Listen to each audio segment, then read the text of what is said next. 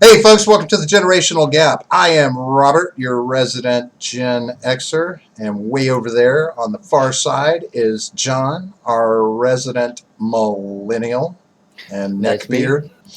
And tonight we have a special guest right in between us, sandwiched in like the cream in a delicious, tasty Oreo.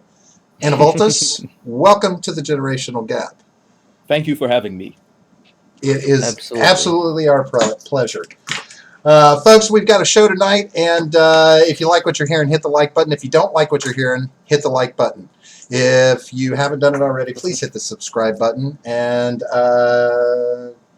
convince your friends to do the same thing. Give them $5 and have them do it. We don't care.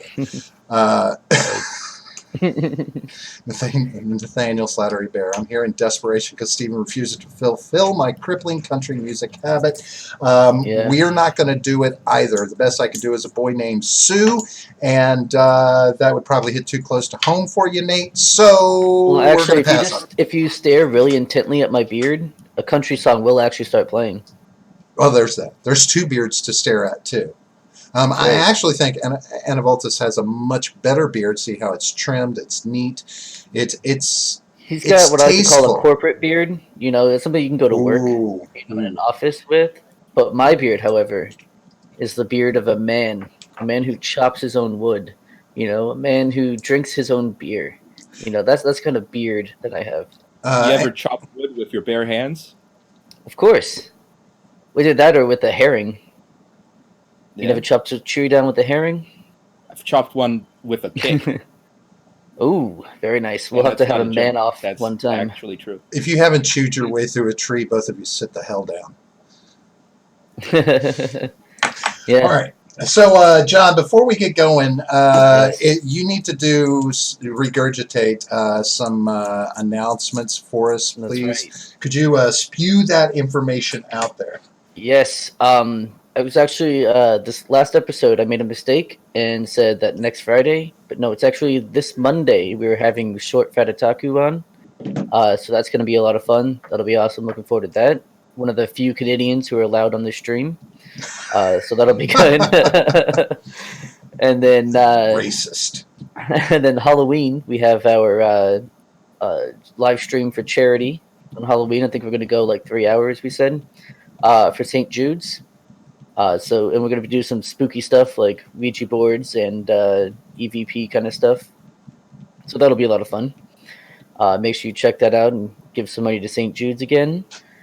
And then December 6th, it's a Friday, we're also having a 12-hour live stream for Toys for Tots so that we can give some toys to some kids who might not otherwise have any this Christmas. So definitely check those two out, and we'll have a lot of fun, too. This all sounds like Hey, a lot of thank you work. for the chat. It is. Certainly is an honorable cause. Oh, thank you. Nate asked, "Who's the guest in the middle?" You know, Nate, if you would show up on time, you would That's right, hear you'd us know. introduce our guest.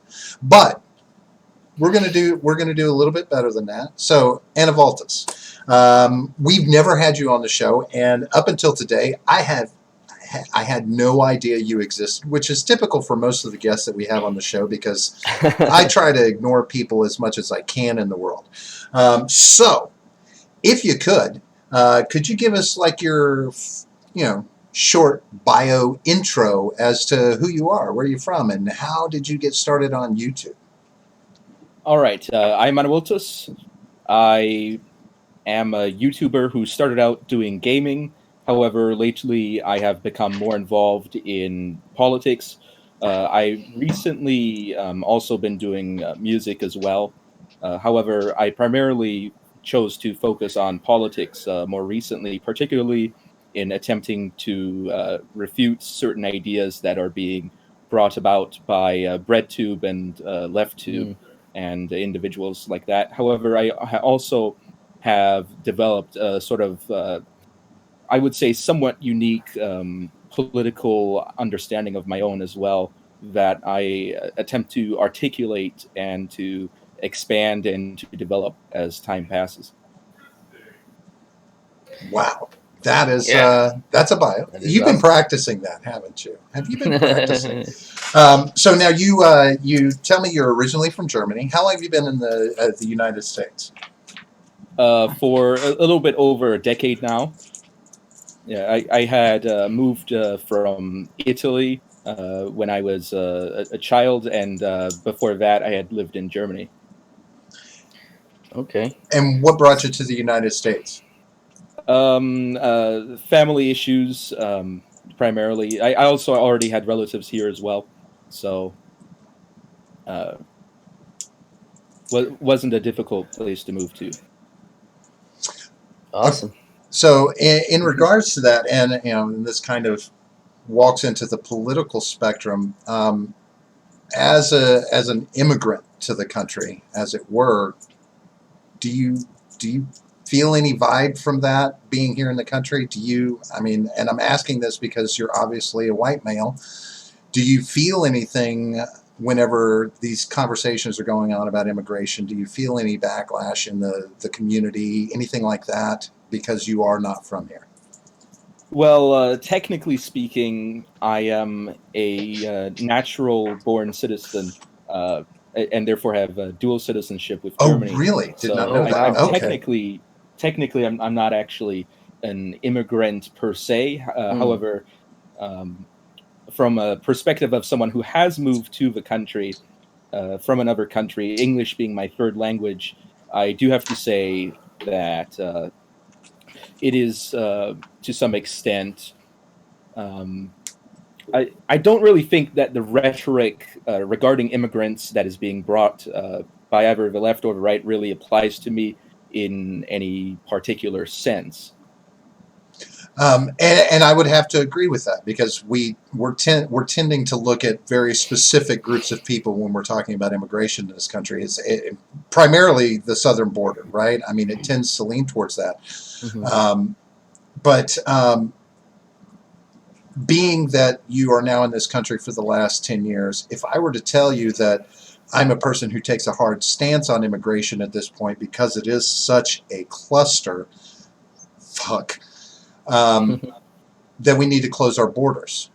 That we need to close our borders for at least a decade and get our shit together here before we allow anybody else to come into the country. As someone who came into the country, um, having been away, what do you think about that? What do you think about this country shutting itself off from the rest of the world? Well, I certainly believe that any country should have the right to regulate its own immigration. I think that fully cutting itself off might maybe be a little step too far. However, if immigration is indeed a major concern and if it's causing problems, I am in favor of lowering the quotas for immigration. So, also, kind of in the same vein, since obviously you've lived in the EU, is that correct? Yes. Okay, so what are your thoughts on the EU and how it runs in general, and then what are your thoughts on Brexit in particular?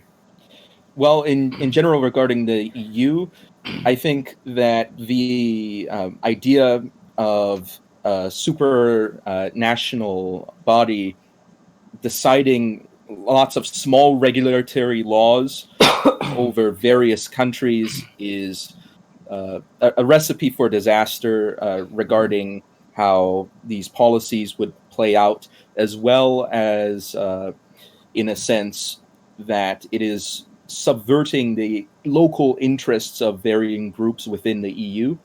Now, when it concerns Brexit, I do believe that Britain should leave the European Union. Britain has always had a separate currency from the EU, Hmm. so it has never really been fully in the EU in a fullest sense.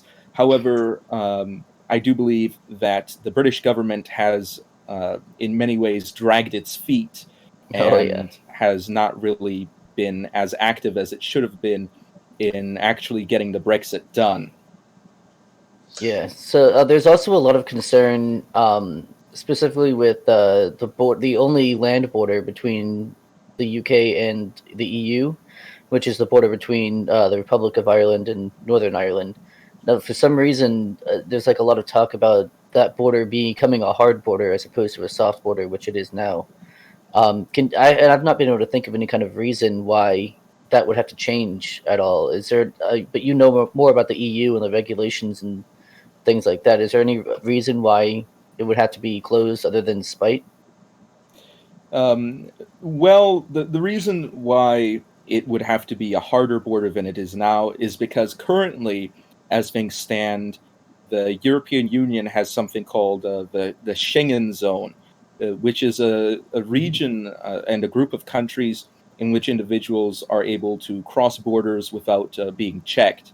Hmm. So, leaving the European Union could, in theory, place a country outside of the Schengen zone, although that is uh, not necessarily the same thing as the European Union in the fullest sense, because I know Switzerland. I've been through Switzerland several times and been through the border checks, and they're not intensive checks.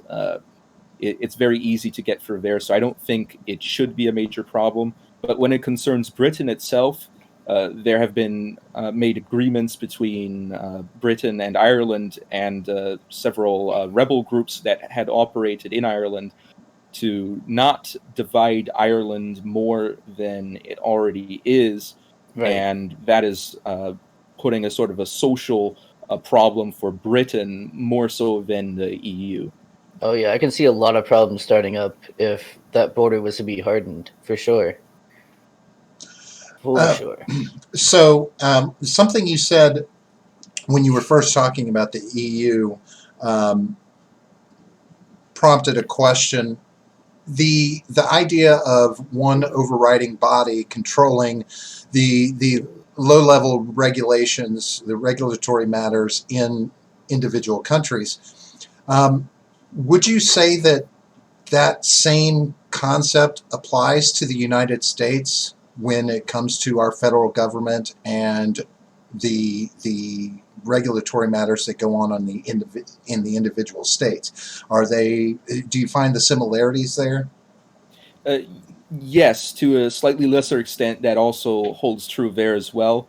I don't think that the central government should be making so many decisions, especially when it consists of micromanaging certain things about how certain products are to be, beyond, of course, the basic necessities. I would say that ideally, in my view, this should be put down to the municipal level so that if people still want such regulations to exist, they can locally have those regulations and hold their local leaders accountable to them. But I don't think it should be centralized, as I think that may subvert the local interests of varying other groups because Alaska is not the same as Florida, Maine is not the same as California. So having Hmm. a one size fits all policy, in my view, is a bit of a disservice to large portions of the country. Yeah, I think we're pretty much in agreement there with that, Yeah, for sounds it. sure. Now, Nate, Nathaniel Slattery Bear, excuse me, Yeah. pointed something out. He said, open immigration to the Republic of Ireland would make it easy for people to flood from anywhere over there to Northern Ireland and England, a workaround to the rules. Well, that's not really what I was talking about, though. When it comes to the soft border, that really wasn't what it was. It was if you have in. Okay, hang on. I think I see what he means. Because if you have like an Irish passport, you can get into Northern Ireland and vice versa. But you can't necessarily live there, but you can certainly travel there freely, and I think that that's fine. There's nothing wrong with that. But yeah, I mean, open immigration, it would be a good thing. But I don't know. That is kind of tough. I would say that there does exist a distinction between an EU passport and a passport for the individual member states of the Hmm. EU.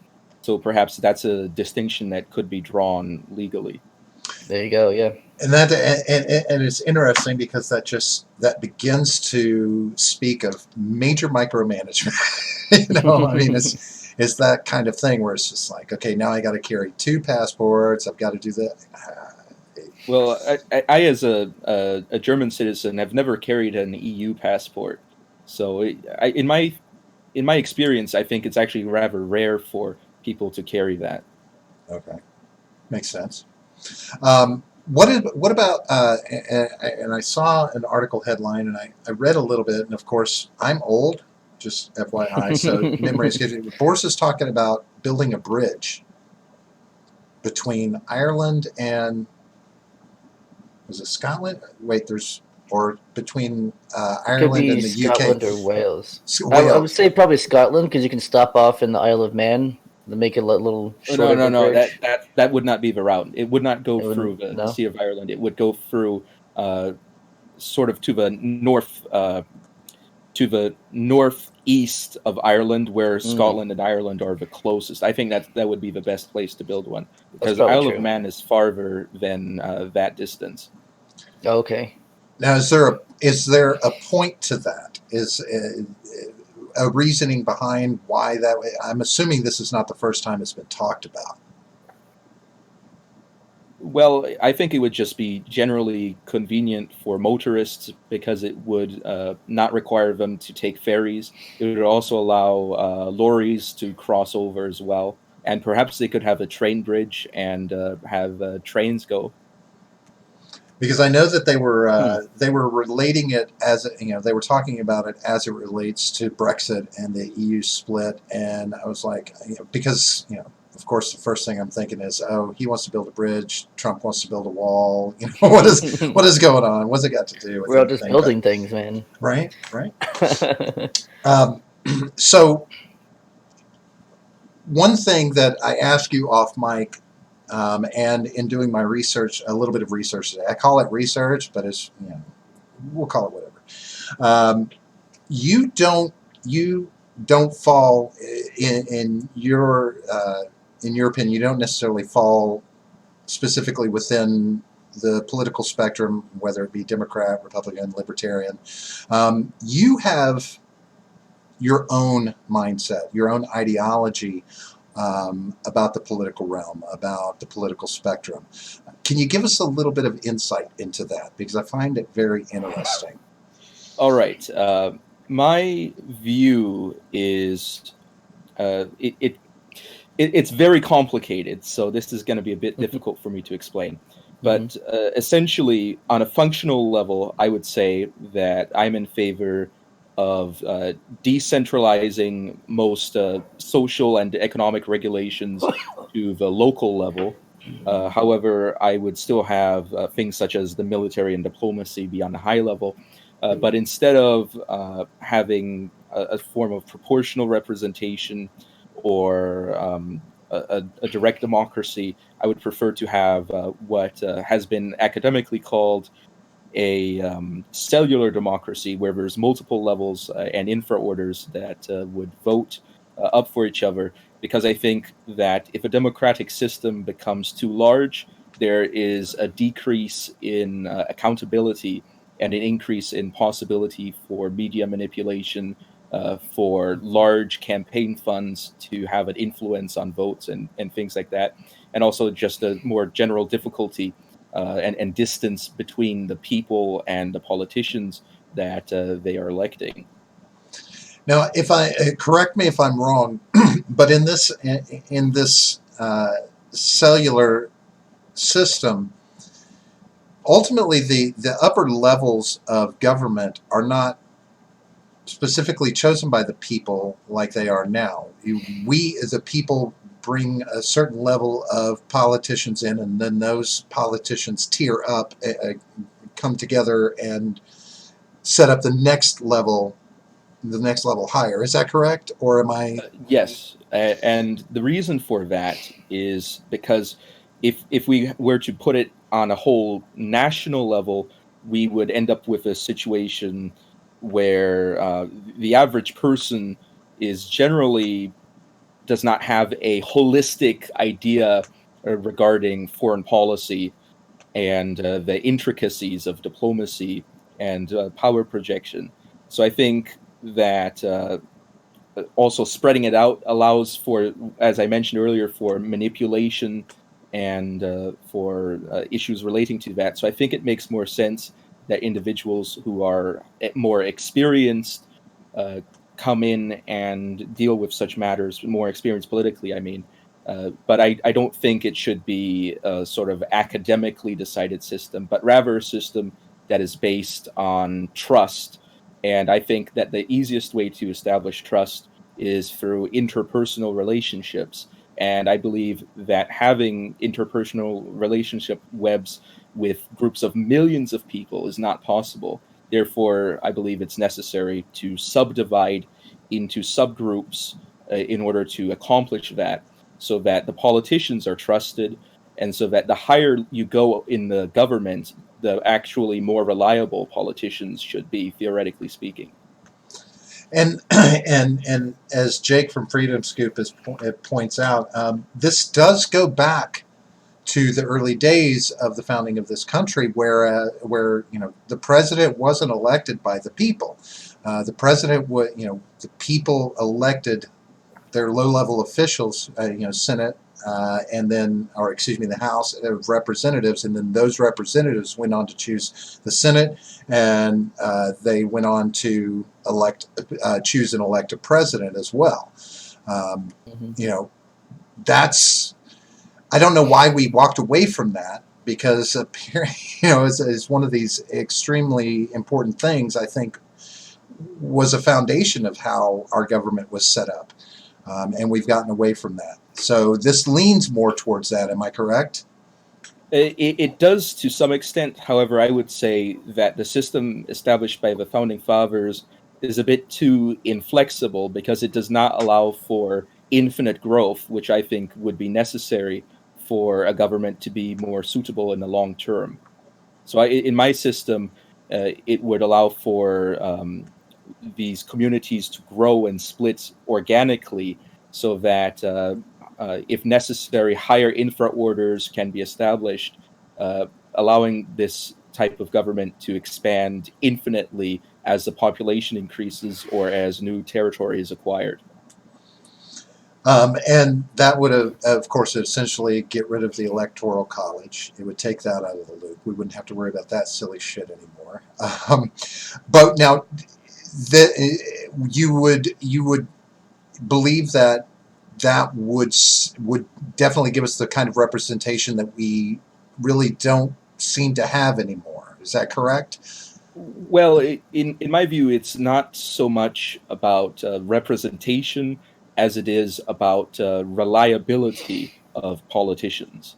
And I believe that by decreasing the number of people that these politicians interact, that it actually increases the accountability of them by allowing direct access for their direct superiors and inferiors to them, which allows a web of trust to exist, a sort of chain of reliability in this pyramid of power. Now, see, I've expressed an idea that when it comes to our representatives in Washington, that they should be required to live in their home state, not live in Washington. If you're going to say you're a representative of a state, you need to live in that state the bulk of the time. You can travel back and forth to Washington, but being on the ground in your own state is the only real way I see that in our current system that you can actually represent those people properly, is by being in the community. I know a state's not a small community as it stands, but still, if you're there with boots on the ground in your home state, you have a much better chance of actually representing what those people want, and get you away from the lobbyists. Yeah, I do believe that it is true that as many politicians go to Washington, that they get sort of caught up into the political group that is in Washington, D.C., and how they interact, and the way that they behave, and how they play golf games together, and all of that, to the extent that they very frequently do not actually look back to their constituents other than when it concerns their own electability. Mm-hmm. Yeah, 100%. and I'm often surprised why we don't, when laws are going to be passed in Washington, why we don't have statewide opportunities to give opinions on that, or a vote, or anything of the sort at a state level Yeah. that can be passed up to the representatives and say, this is our voice as your state. Yeah, which is actually the next question that I have. It leads perfectly into it. Um, I don't know about all of the EU, but I know a lot of the countries in it have like a referendum system where you can, people can vote for a certain thing to become law, and then it will based on how much how many votes or how much support it gets. Do you think that would be something that would be good in the U.S., especially the way that Robert just lined it out, where it could be from each state and they can pass it up? Well, when it concerns my own political views, I do not believe that that is advantageous because, in my view, what people are most familiar with and most can be trusted the most to make decisions about are issues that exist within their own communities. And by bringing up issues into a larger sense and from a larger perspective, it actually, in my view, dilutes the expertise of the voting body that is, in Hmm. essence, required to ensure that such decisions are wise decisions. So what about at the state level then? So Uh, making laws per state. Well, as you might know, many states are indeed the size of various countries. So I Yes, would yeah. say that it would be less of a problem at the state level. However, as we all know, populations increase over time. So Mhm. eventually the problem will increase in its intensity as the population grows and as varying parts of a state grow farther from each other by the simple nature of an increased volume of population. Fair enough. So then, what would you suggest we do in order to have the people's voice actually matter? Because at the moment, all we really have are like polls that are taken where they might ask 1,000 people something and then say, "Oh, 83% of Americans want this," when it was really wasn't even close, right? It's not really a good indicator of what people actually think. Well, in my view, as I mentioned, that Hmm. I don't think that people are necessarily. Uh, I think that the farther you are from an issue, the less qualified your opinion becomes. And in my view, therefore, the idea of popular sovereignty and of direct democracy is a bit contrary to Hmm. the effective function of government. And that's why I want to subdivide and make the important social and economic issues uh, regulated on a local level so that the people can indeed regulate these in a way that they can trust themselves and each other to actually have a decent knowledge of what it is. Because let's say there's a problem with coal mining in West Virginia, Hmm. and then if we put it up to the vote of the people as a whole, we would also be including individuals in California, Hmm. Alaska, Maine, Nebraska, who might not really be fully aware of all the details and intricacies of the situation. Absolutely. Well, and now that, but that kind of mindset could, I always go to the slippery slope. So, when you talk about the further you are from a situation, and I'll use a little more gross hypothetical. It almost seems like that's saying that, for instance, the issue of abortion, men are separated enough from that they don't necessarily have a qualified voice to give on that. Um, is that in any way similar? I would say that it is not at all similar to my position because my position is not one that is based on necessarily a proximity in a sense of experiential proximity, but rather a social proximity and a geographical proximity, Okay. saying that abortion is an issue in every community in which individuals are discussing it. And therefore, I would say that anybody in such a community should indeed have a voice relating to how it should be run, because the abortion issue is in some ways an issue about rights, but it is in other ways a question relating to morality and whether the government has a right to intervene in a certain sense, or whether the government should support something, or whether the government should stay out. So I think it is an important social issue that should be decided by communities.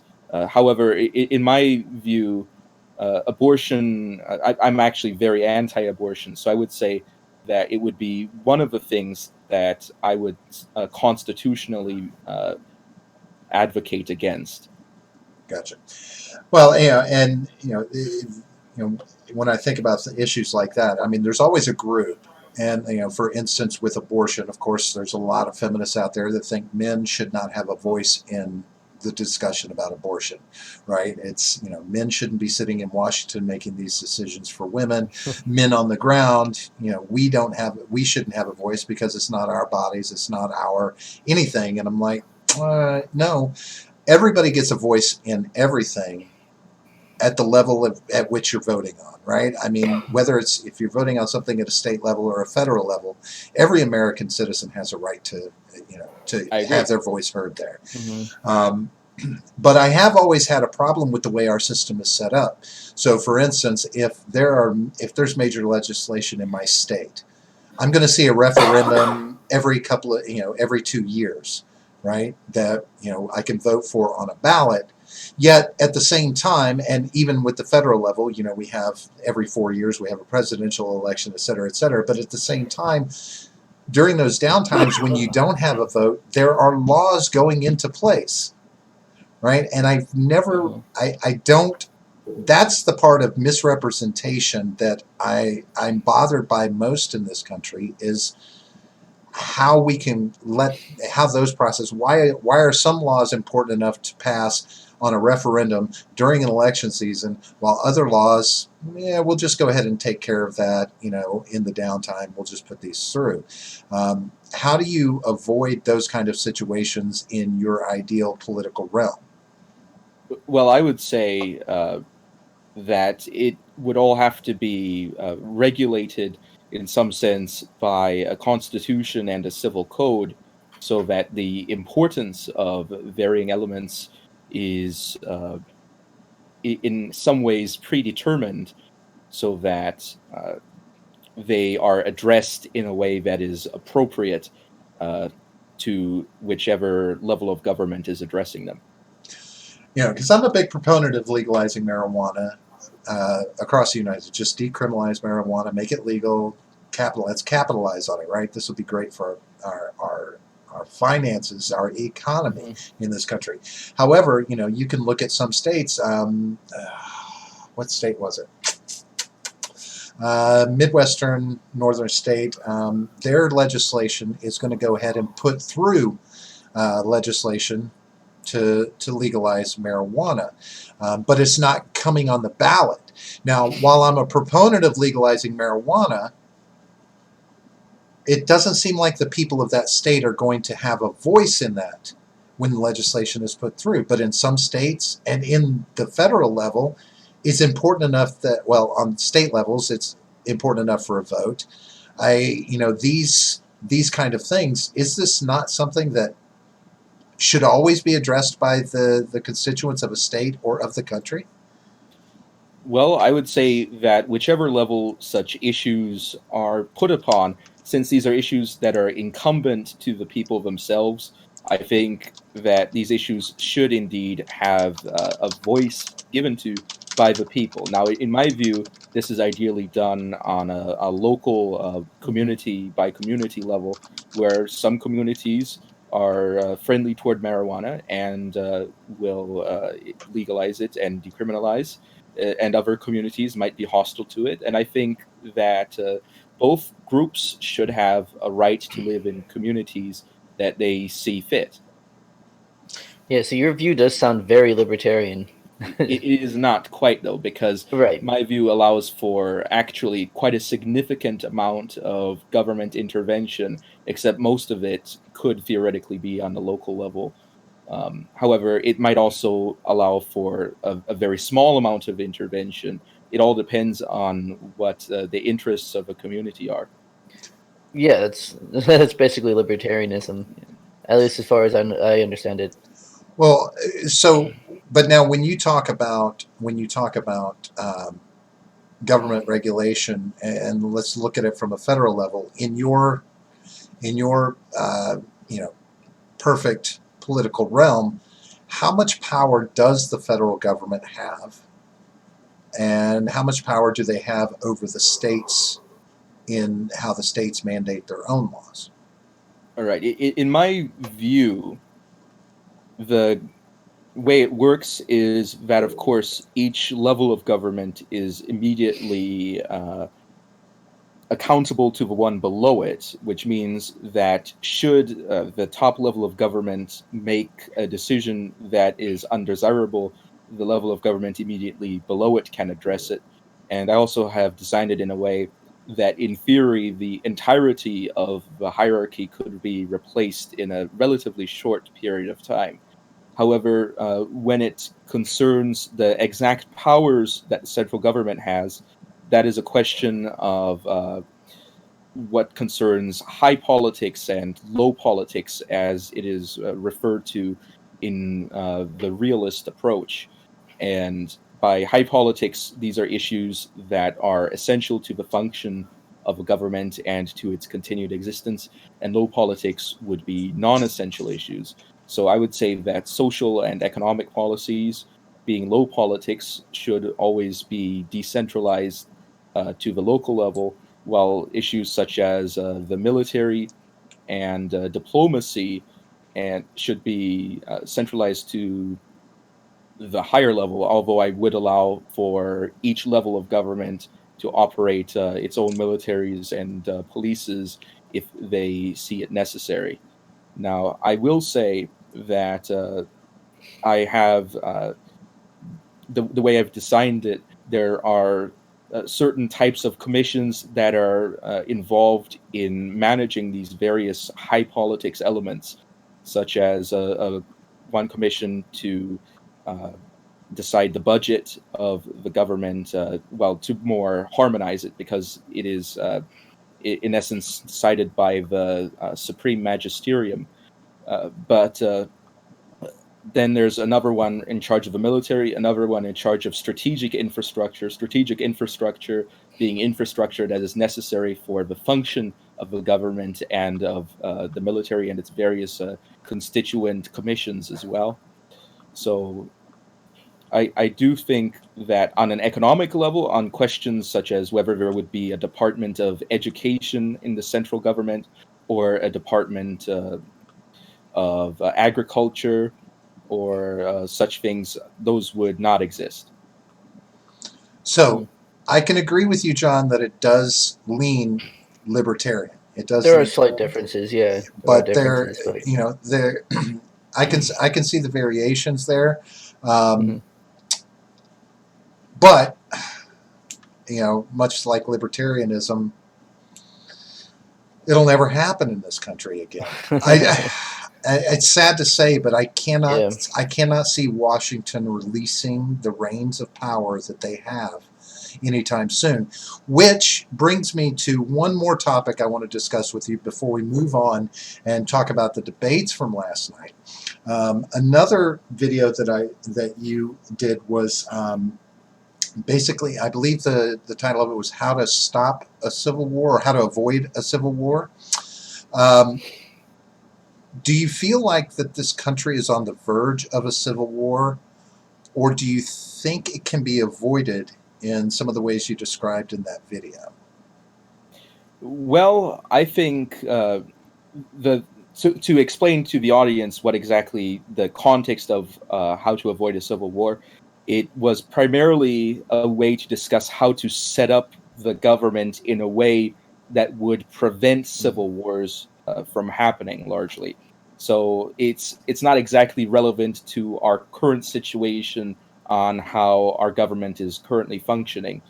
So, but when it concerns our government and how it currently functions, I would say that there are certainly individuals who are eager for civil war and individuals who have policies that would, in some cases, inflame ideas of civil wars. One example would be in the debate, Kamala Harris said that she would violate the Constitution in giving an executive order to ban varying forms of guns. I don't know the exact specifics on exactly how it would be worded, but I would certainly say that that is the kind of thing that people are generally saying that they would start a civil war over.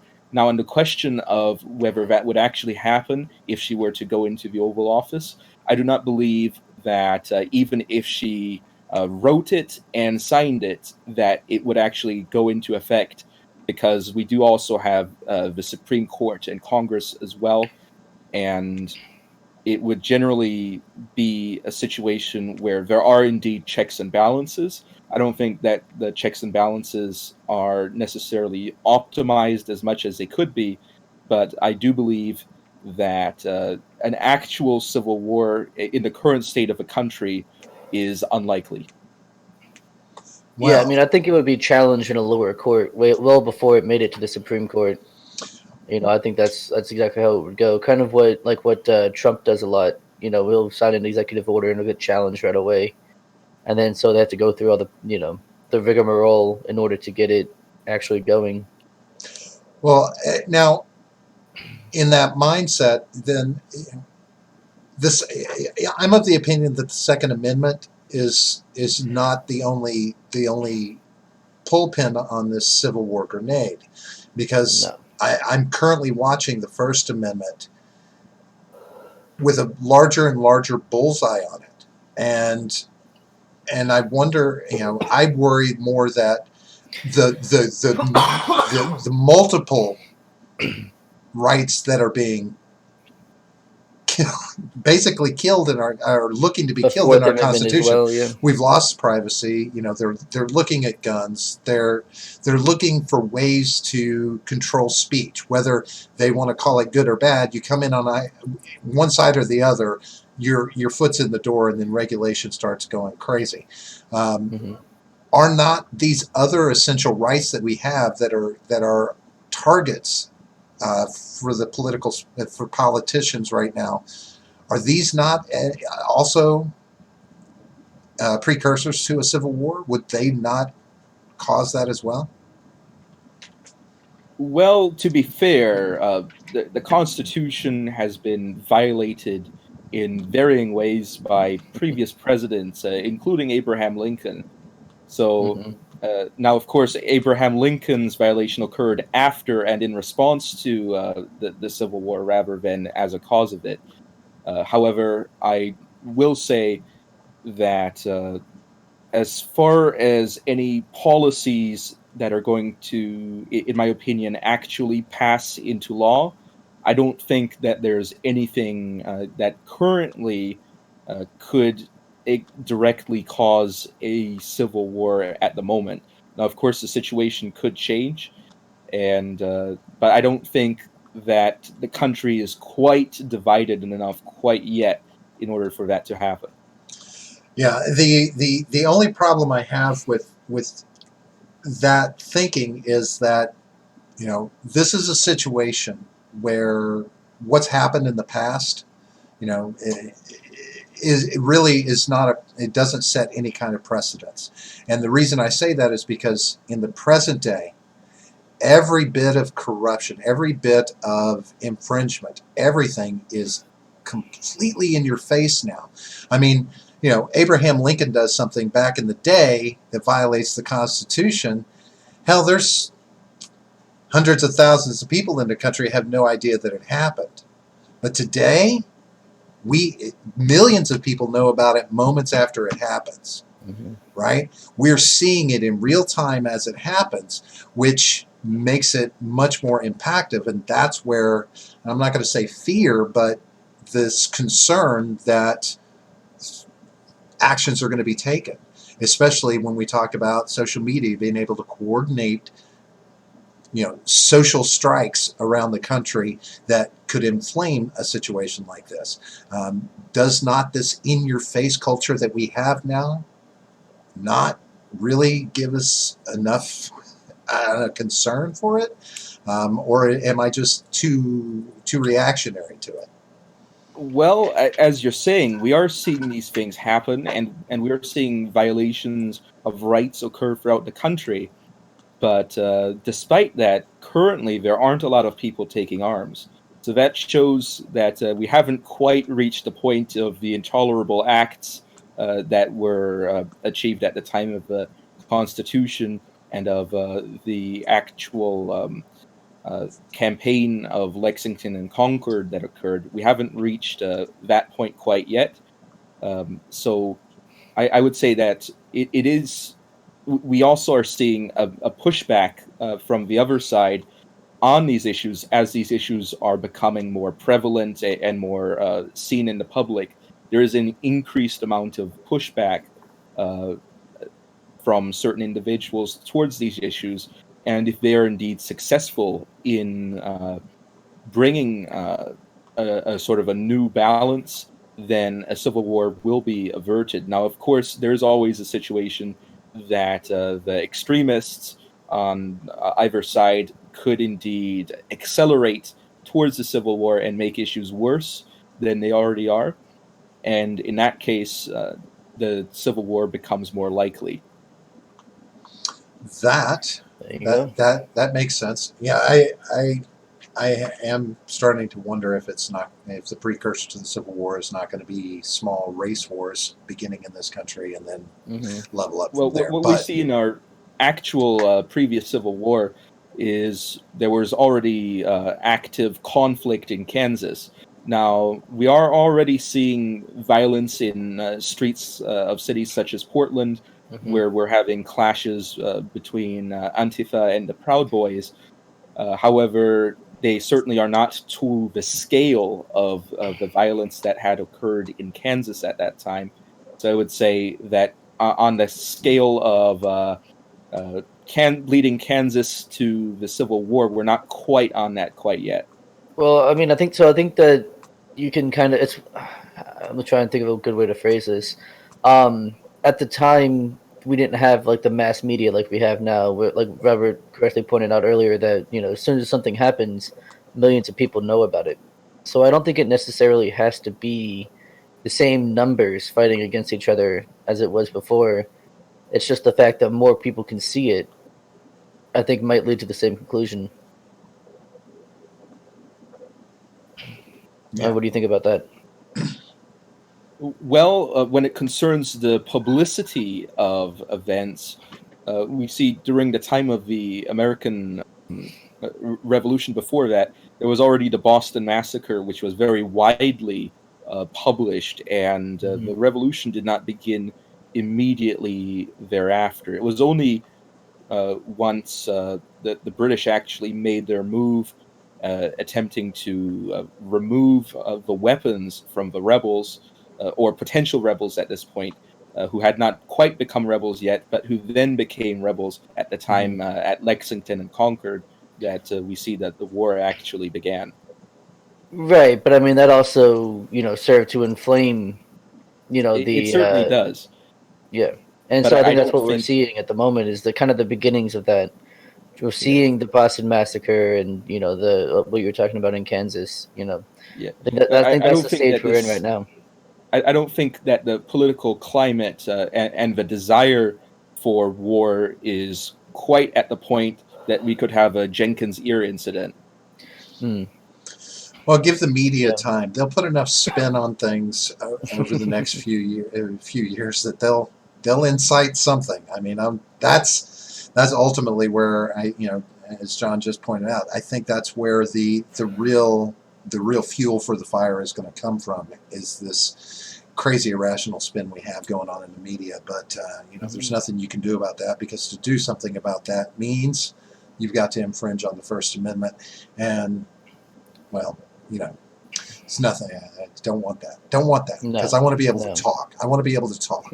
Right. So that being the case, speaking of talking, there was a lot of talking going on last night. Indeed. Oh Yes. my God. I believe I got triggered a few times during that Democratic debate last night. First off, the first question I'll put out to both of you, or to all three of us. I'll go ahead and I'll say that I believe the clear front runner out of the debate last night for me. Unfortunately, was Bernie Sanders.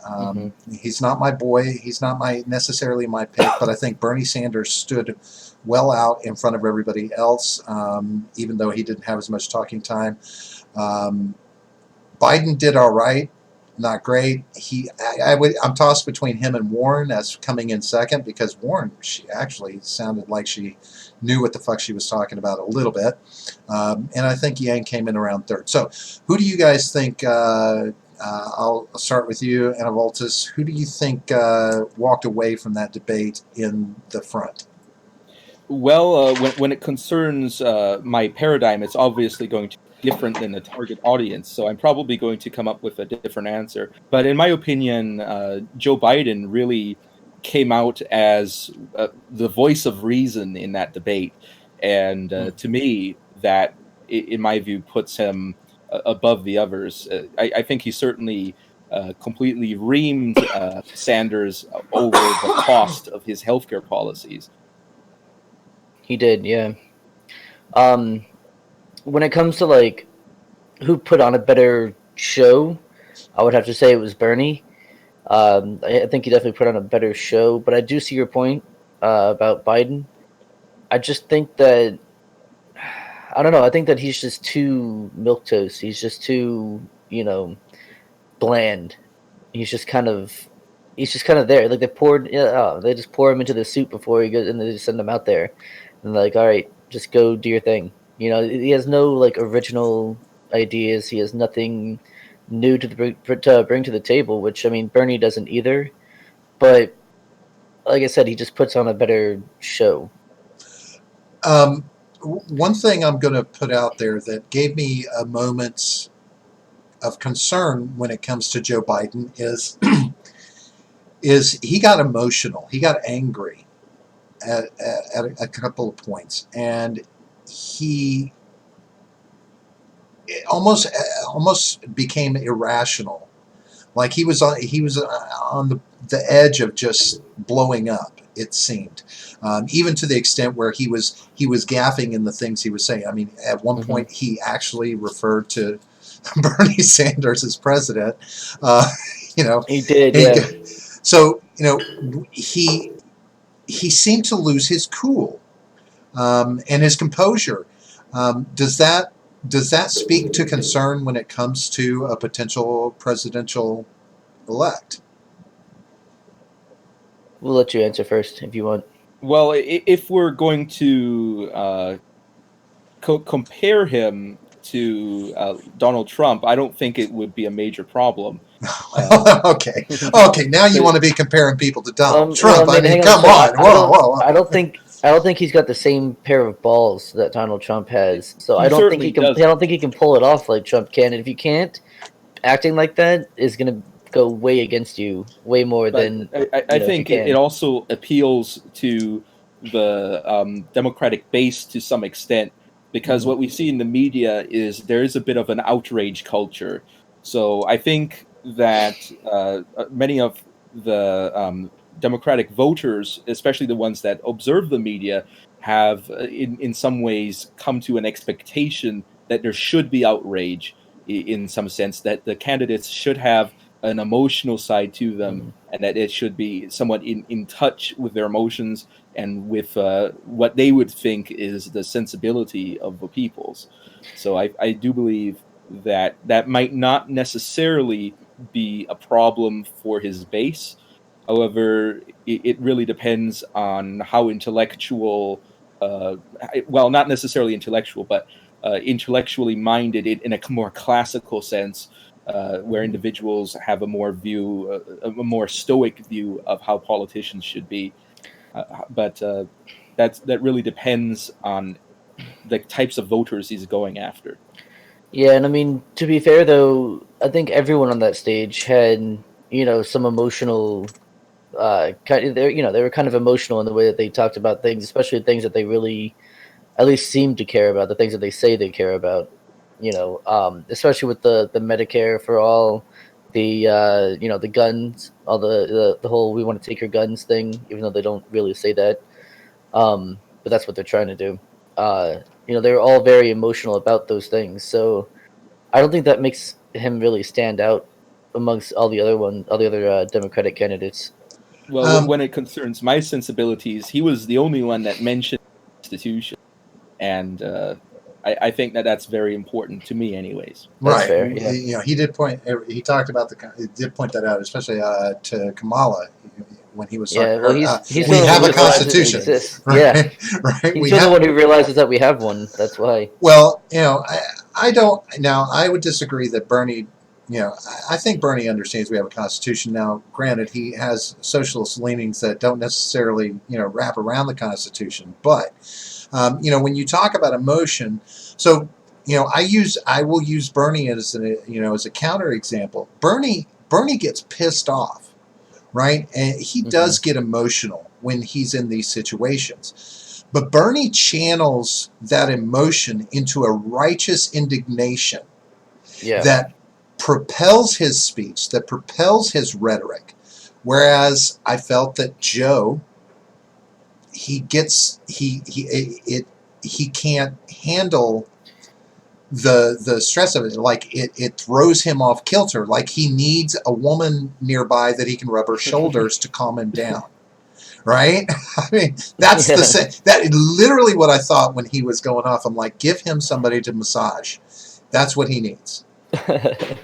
Well, he's got that sort of I would say his anger is in a paternalistic way, where he views it as it not necessarily this is something that's evil that's happening that we need to stop, but rather I'm going to educate you on what's right, and I'm going to discipline you on this. So I think it's a bit more paternalistic in his anger, which some people might actually consider somewhat insulting.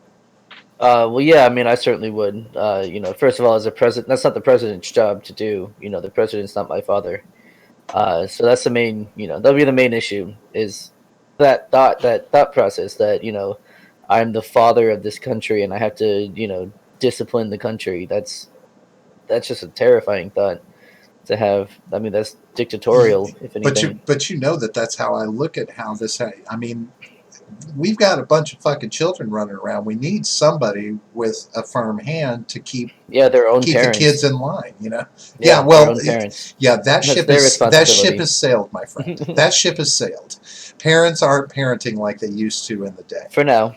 For now. Yeah. Well, I'm now. So since you say that, I'm a proponent. I'm a fan of Andrew Yang.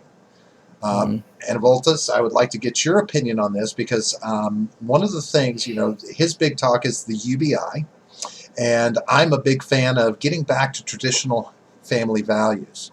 And I'm a firm believer that it's quite possible that a UBI, $1,000 a month for each American 18 years or older, when you have a family unit, two parents having $2,000 coming in a month, that gives them an opportunity for a parent to stay at home and instill family values. So in that vein, I look at Andrew Yang as a positive influence on this country from family values. What say you to that?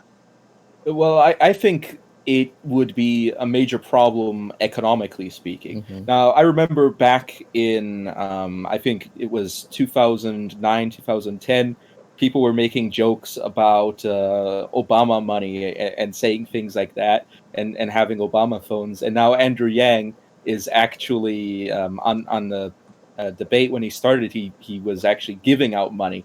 So I think it's very interesting to the point we've come. But I think that generally speaking, when the government guarantees particular handouts, that means that the private sector therefore can have a knowledge and a reliability that those handouts will exist.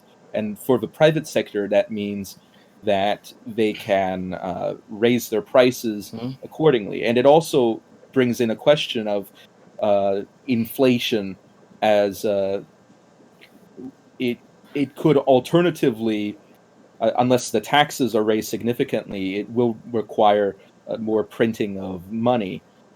So I do not believe that it is necessarily a most viable approach. In fact, I think that ideally, uh, more deregulation would, Mhm. in my opinion, actually build up the family values more, because what's happening is that the minimum wage has a bit of a chokehold on the private sector, and also government grants when it concerns colleges mean that colleges have, uh, in some ways, a guaranteed clientele, which allows them to raise their prices knowing that the government will pay them. And that's why I think that free college for all is a bad idea, because it will just allow them to raise their prices more, as it would with healthcare as well. Because if the government already guarantees that they're going to pay it, whatever the cost is, then it is up to the private sector to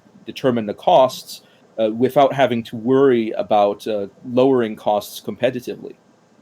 Yeah, my point is always when it comes to this is like raising rent, right? Landlords, if you go to rent a place and say they're charging you $800 a month, and now you start getting $1,000 a month. Well, the landlord knows that, and they're gonna say, okay, well now we're gonna charge you 1,800 a month, and why not? You've got the money now. Well, also, it comes down to the question of, if now more individuals are capable of affording renting that place, it might be that they already are full. So what they can then do is they can raise their rent, Hmm. no, so that they'll have a smaller clientele. But as long as they are fully booked, they'll still make a bigger profit. So Right. it actually does give, as you say, an opportunity for them to increase the rent if they know that they're more likely to make more money, knowing that Right. more people can afford it. I mean, it basically comes down to $1,000 will be the new $0. I mean, that's really what all it's going to be, and it seems like it's just a bribe to buy votes. Well, Well, I could see that. I could kind of agree with that, and I've said that before. Hmm. But when you talk about these costs increasing, especially you, John, when you're a big proponent of a free market and competition in the free market, sorting things out from a cost perspective. Well, again, that's what this becomes. I mean, Well, it's not a the free free, market if the government is shoving money into everyone's but hands. they're not You know shoving what I it mean? into It's the not. company. I mean, it's one thing to give individuals money. They're not giving it to corporations. They're giving it to No, but who individuals. owns the corporations? Individuals who work for the Sure, who are getting corporations. $1,000 Individuals. themselves each. But if apartments cost too much, people will go somewhere else. Unless you think every apartment community in the country is all going to say the same thing. I'm not going to compete for this money. I'm just going to raise the rent. So we're all going to have raised rent, and Well, they that's do going to be that that. now. Yeah, Well, no, well, they do no. that. They talk Apartments to each compete other. for money. They I'm saying, compete but for they talk to business. they each wouldn't need other, to and compete they because there's more money, and that's why they can raise costs. right. But yeah, no, I mean they already talk to each other. Or at least find out what the other ones are charging, and charge like maybe slightly under that, maybe $100 under that, something like that. I mean, there's Well, you already. don't. They don't talk to each other because technically I mean, that's not they allowed. do. They all they have to do is just call and ask how is basically research, right? They can Yeah. find out how much apartments are renting for from another and then set their prices. Kind of like Walmart does. That's what they do with their prices. They actually have people that go out and shop other stores so Yeah. they know where to set their pricing, right? That's Hmm. just, but that's competition, right? That's Right, but what you do to compete in a market. Walmart also heavily relies on the welfare state. It relies on things like food stamps and things Every like that. Like grocery they every grocery store does. Every consumer outlet that accepts welfare money or food stamp money does the no, same no, no. thing. I mean for their employees, so they can pay their Uh, employees less, so that way they don't uh, have to, because otherwise they'd have to raise the prices if they had to pay their employees enough. Well, what you they'll know, do instead is help them get onto EBT and speaking these about sorts of Walmart, things. I'd like to say that there's more social programs in Germany than there are here. And Walmart had attempted to expand into Germany, but ultimately their expansion ended up failing because German workers had more rights and more benefits that were guaranteed to them by the government, which were the responsibility of their employers to pay, which meant that Walmart could not operate to as much of a profit as they had desired in Germany. And that's why there aren't very many Walmarts in Germany, as I'm aware of. Yeah, now, I mean that makes sense. Yeah. now having said that, and you know, having talked about Bernie and Yang, since you know we're talking about socialism from both aspects. Bernie leans socialist. Yang's UBI concept is a very socialist concept. When you talk about a socialist society, you know, more socialist programs in Germany, is that a do you see that as a positive thing, or do you dislike the level of social programs in Germany? Well, if we take a look at history, what we see is that from Bismarck, almost every German chancellor presided over an increase in social spending, all the way until there was the hyperinflation crisis, which was caused, of course, by a crisis of the war and the war reparations thereafter that led to not enough money being around for the social programs and for paying reparations, which meant that they had to increase the printing of money. Mhm. So I think that while a social safety net is in some ways useful and stable in certain countries, I think that they also make the countries weaker in a crisis, as it requires the government to maintain a higher amount of revenue in order to fund these things. Now, when it concerns to my particular political views, I think that social safety nets are some things that individuals should be allowed to have, so long as they are legislated and funded from a local level rather than centralized. Well, see, the idea of socialism, when it comes to, I think, is very prescient in this current campaign, simply from the standpoint that you know this vocal minority.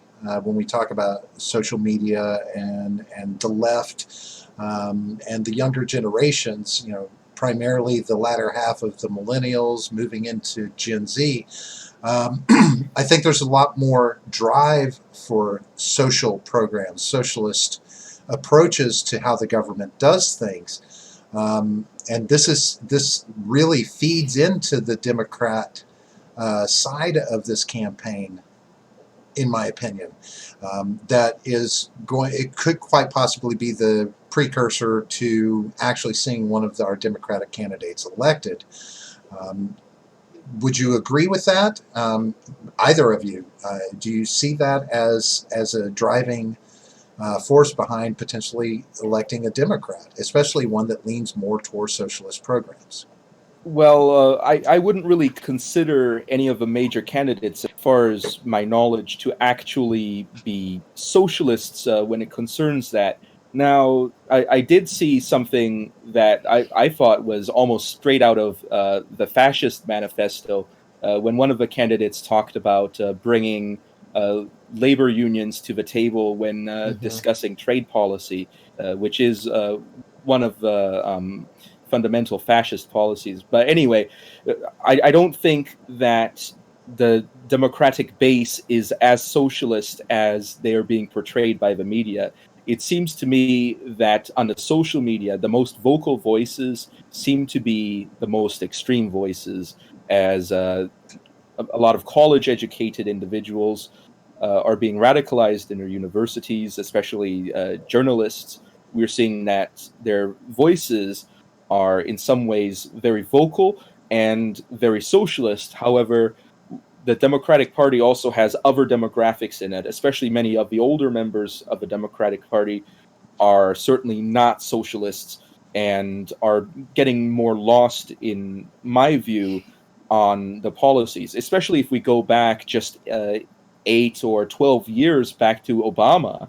What we see is the Democrats are a very different party when it concerns the loudest voices in among them. So I don't think that being more socialist is actually going to help them win so much as it appeals to give out handouts. Hmm. And see, so I think I don't think it's going to help them this election. I think at the next election we really have to be worried about that. As I think that the rhetoric is just going to increase over the next, especially if Trump gets elected again, the rhetoric is just going to increase exponentially. And I think that they might eventually become like actual socialists. Obviously, whether or not that's able to be implemented, that remains to be seen. But I think they'll certainly try. At least, maybe, like I said, maybe not this election, but possibly the next one. Well, there's a reason why there's the clown world meme, where many of these policies that some of the Democrats are putting forward are just downright silly or unrealistic, such as fully open borders, which Yeah. which on a realist perspective of international relations is just complete lunacy. Yeah. Oh yeah. Yeah, there were some pretty outlandish things said last night. I would agree with that. Open borders, even this. We're going to take these guns away. I Oh mean, my God. not even. Well, we're going to attempt to pass legislation to minimize. No, that to me is another. That's just you shouldn't stand there and say that because you make a fool of yourself. Not even that. It's the outright lies that I've been told over and over and over again about it. Just over and over with the lies. Like yeah, we're Beto O'Rourke was saying we're gonna take your AR-15s, your AK-47s, and anything else that's meant for war. It's like, dude, every gun is meant for war. Like Right. that's what they're made for. Soldiers But, carry but pistols on their hips, right? yeah, 100%. Like it's absolutely ridiculous to say, oh, not the we're just gonna let you keep the ones that are not made for war. So what? I get one of those like rubber band guns that shoots rubber bands. Like, is that what I get? I mean, Right. I what? think O'Rourke's emotion is actually, from the look of his face, his emotions seem very genuine. So I think he actually buys into all these ideas. Well, now in his Sure, defense, maybe he does, but he's still an idiot, a completely uninformed idiot. I mean, but there's now in his no getting around that. defense, How dare you? when he, he just had a full blown mass shooting in his face very shortly ago. So I can't not expect him to have, especially in a presidential debate shortly after, to not have knee jerk responses like I mean, that. yes, For him, I can expect it from him. I understand that he needs to react like that, especially for his constituents. But it's just, first of all, I mean, every single thing that he said was a complete lie. I mean, he was talking about I forget what he called it, but he was essentially talking about like high explosive rounds, how they go into your body and like tear everything up.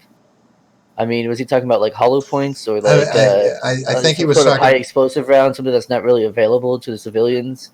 right, but Like, now it's just hollow point bullets can be made by civilians. I don't think you can buy them anymore. I don't think you can. I don't know if you can anymore. I don't think you can get hollow. I think I'm those are not reserved. sure on I'm that. pretty sure that that they're regulated for only. I don't even know if police can carry them because I know that there was. They put mandates into place where only law enforcement / military were allowed to use hollow point bullets. Sure, but I'm saying the standard 5.56 round that would go into an AR-15 would not do that much damage to you. No, but I mean, yeah, obviously it's going to kill you like any other round, but it's not going to like destroy your insides like that. Yeah, but anybody who can make a bullet can make something to that extent. I mean, so Right. so to talk the rhetoric, yeah. But to this idea that any of them talking about removing guns from people's hands is, to me, kind of absurd, because I can't see the Supreme Court letting that happen. I can't see even a Democratic House and Senate letting that happen when it very specifically is cutting into the Second Amendment so hard. I mean, the backlash from the population. I mean, it might make it, especially if he puts it in the form of, a buyback, mandatory or not. If he's Right. putting it into the That form of mandatory buyback thing was a little sketchy to Yeah. me too, right? Oh, that's that's more not than a gonna little happen. sketchy. Yeah, no, I don't think it's going to happen, but that's how he's framing it, right? To make it sound more appealing, make it more appetizing, and it's just, But I will say this. And I'm gonna, Yeah. we've recently talked about Walmart and their new gun policy, and how they're approaching weapon sales in their stores, getting away from them completely with ammunition for long guns, period, this, that, and the other. But they are now currently in Washington to lobby for stronger gun regulation. And when a major corporation like Walmart does this kind of stuff, others get on board. And I really believe that corporate interest could backdoor the Second Amendment if we're not careful. hmm So that's, but yeah. what about the, and I'm going to air quote this, the threat made on O'Rourke by tweet. My AR-15 will be waiting for you. Was that Yeah. a threat? How do we No, it qualify wasn't. that? No, That was not a threat. No, I mean I don't see how that was a threat because his folks are going to no, report it to the FBI. I'm just saying. Oh yeah, no, I'm sure they are, but no, I mean, he's basically saying if you break into my home, I'm going to defend myself. That is not a threat. Yeah, but O'Rourke never said anything about breaking into your home and taking your gun. He just No, said he's not going to. He's talking about legislation. Yeah, he's going to send police officers to die for him instead. Yeah. I think it's a conditional statement saying that if he does indeed succeed in his plan to for a mandatory buyback or whatever it would be, that there will be resistance to the law. Right. That's what he was saying. He was so not it was threatening. a threat. No, it was not a threat. Well, it's a you promise. could say that it's a conditional threat of insurrection. Is it possible it was a passive aggressive threat? Yeah. No. I mean, because when I read it, what I heard was, "You'll take my gun when you pry it from my cold dead fingers." Right. That's exactly what I read. Right. Right. That's not a threat. It's you'll have to kill me if you want to get it. Right. And granted, I won't say that it's not being taken a little too far, but this is how the political game is played now. Everybody needs to be a victim.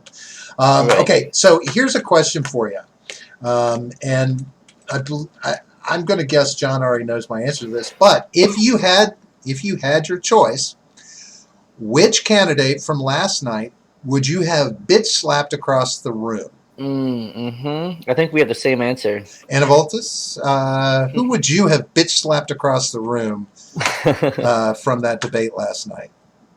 I would say perhaps. Now this is very close, but my pick is going to be Kamala Harris.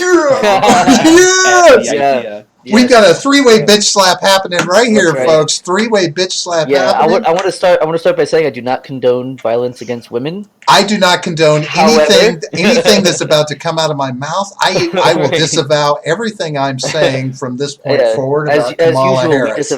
We disavow everything we say. We disavow everything our guests say. We disavow everything. That ignorant. I condone state violence in accordance with the law. Right. Exactly. But yeah, Kamala Harris, when she's just laughed it off, the idea her laughs anyway of violating the Constitution, that's pretty bad. Well, she already has a very condescending and disingenuous laugh to begin with. Like, you don't believe that she's actually laughing. Like, it's not a genuine laugh. Right. You know what I mean? It's like a pompous like a nervous and self-righteous. Laugh or yeah. Oh my god. Like she knows better than you could possibly know about anything. And when she was talking about immigrants, this is what really got me with her, was when she was talking about immigrants, right? She's saying, we need them to come in and work the fields. Right? Oh my God! Like, when she said that, I was like, "Is yes. this a black woman saying that?" That's right. She wants to create an underclass. She wants to create a class of serfs. That fucking out of touch, fucking elitist cunt. I swear. Like, I never thought that would come out of any Democrat's mouth, but I mean, I guess there you go. I say that if we want to reduce prison population, we could have some mandatory labor instead. We kind of already have that with the Right. I believe which one was it? I think it's the 15th Amendment. I'm not 100% on that. It might be the 13th. The 13th Amendment states that slavery is outlawed except in cases of prisoners. Right. So we kind of already have that. We just don't. Yeah. Some of them do, like especially in the South, they'll work fields and stuff. I'm not sure they do that anymore, but they used to. We're not doing that to the extent that we could, because there are a lot of people that are spending years upon years in prison, not contributing at all to the economy. Right. I'm not sure how I feel about that, though. But now, one thing I will say about that, with these prisoners who are not contributing to the economy, they're expected to. They're expected to pay for their time in prison now. Most prisons are handing prisoners a bill for their stay when they're walking out of prison now. And it's privatized prisons are one of the few things I don't think should be privatized. I think most things should be. Prisons, I don't think, are something that should be. I don't think you should be paid to put people in cages. It's funny to me how we've reached a point with with the prison system where prisoners are actually being released from prison with enough debt to go back to prison when they can't pay it. When debtor's prison is supposed to be outlawed. Right. Hey, what's up, Stephen Ignoramus? In the chat. Jay Edgar's in there too. I didn't even see Nephilim Ninja, Abuabura. Oh God, I always hate the accent over the O always throws me, because I'm like, wait, that's a U, that's an A. So here's what triggered me about Kamala, and because I am not a fan of identity politics. And when they were talking about, she was talking about, what was it she said? When a black child goes to school and is taught by a black teacher, they have X percentage more chance of going to college. And I thought, you dumb bitch. Sounds like an argument for segregation. Right? You are literally saying segregation is important. And you're also telling me that only black people can teach black kids properly to get them to go to college? Sounds like some white supremacy to me. Right? I mean, what? Yeah. What in the hell kind of shit was she saying? Somebody pointed out, who was it? I'm waiting for her to come out and say, like, oh, every kind should stick to their own kind. Like, when is she going to come out with that? I mean, it's just fucking ridiculous. Yeah, I just found it funny how the presenters were asking all these racially charged questions about the records of various individuals, and none of them had a racially neutral position, as would be maybe common among the Republicans, and all of them had to somehow defend or discuss on how they were treating blacks or Hispanics in some way. Oh yeah, that's so dumb. Yeah, but identity politics are so deeply ingrained into the campaign cycle anymore. I mean, every campaign for the last, I would say, over the last nearly 2 decades, increasing is always the black vote, the Latino vote, the gay vote, the female vote. What about the citizen vote? You just need to get votes from American citizens. You don't need to be worrying about pandering to these identity groups. This is insane to me how we're doing this. And there's a lot of identity campaigning going on last night, I think. But there are a couple of standout examples of where the identity politics can play in, but they're not played by the two candidates I'm going to mention. And one is Yang. Now, yes, he does bring up the fact that he's Asian, but he it uses was that. topical. It was relevant.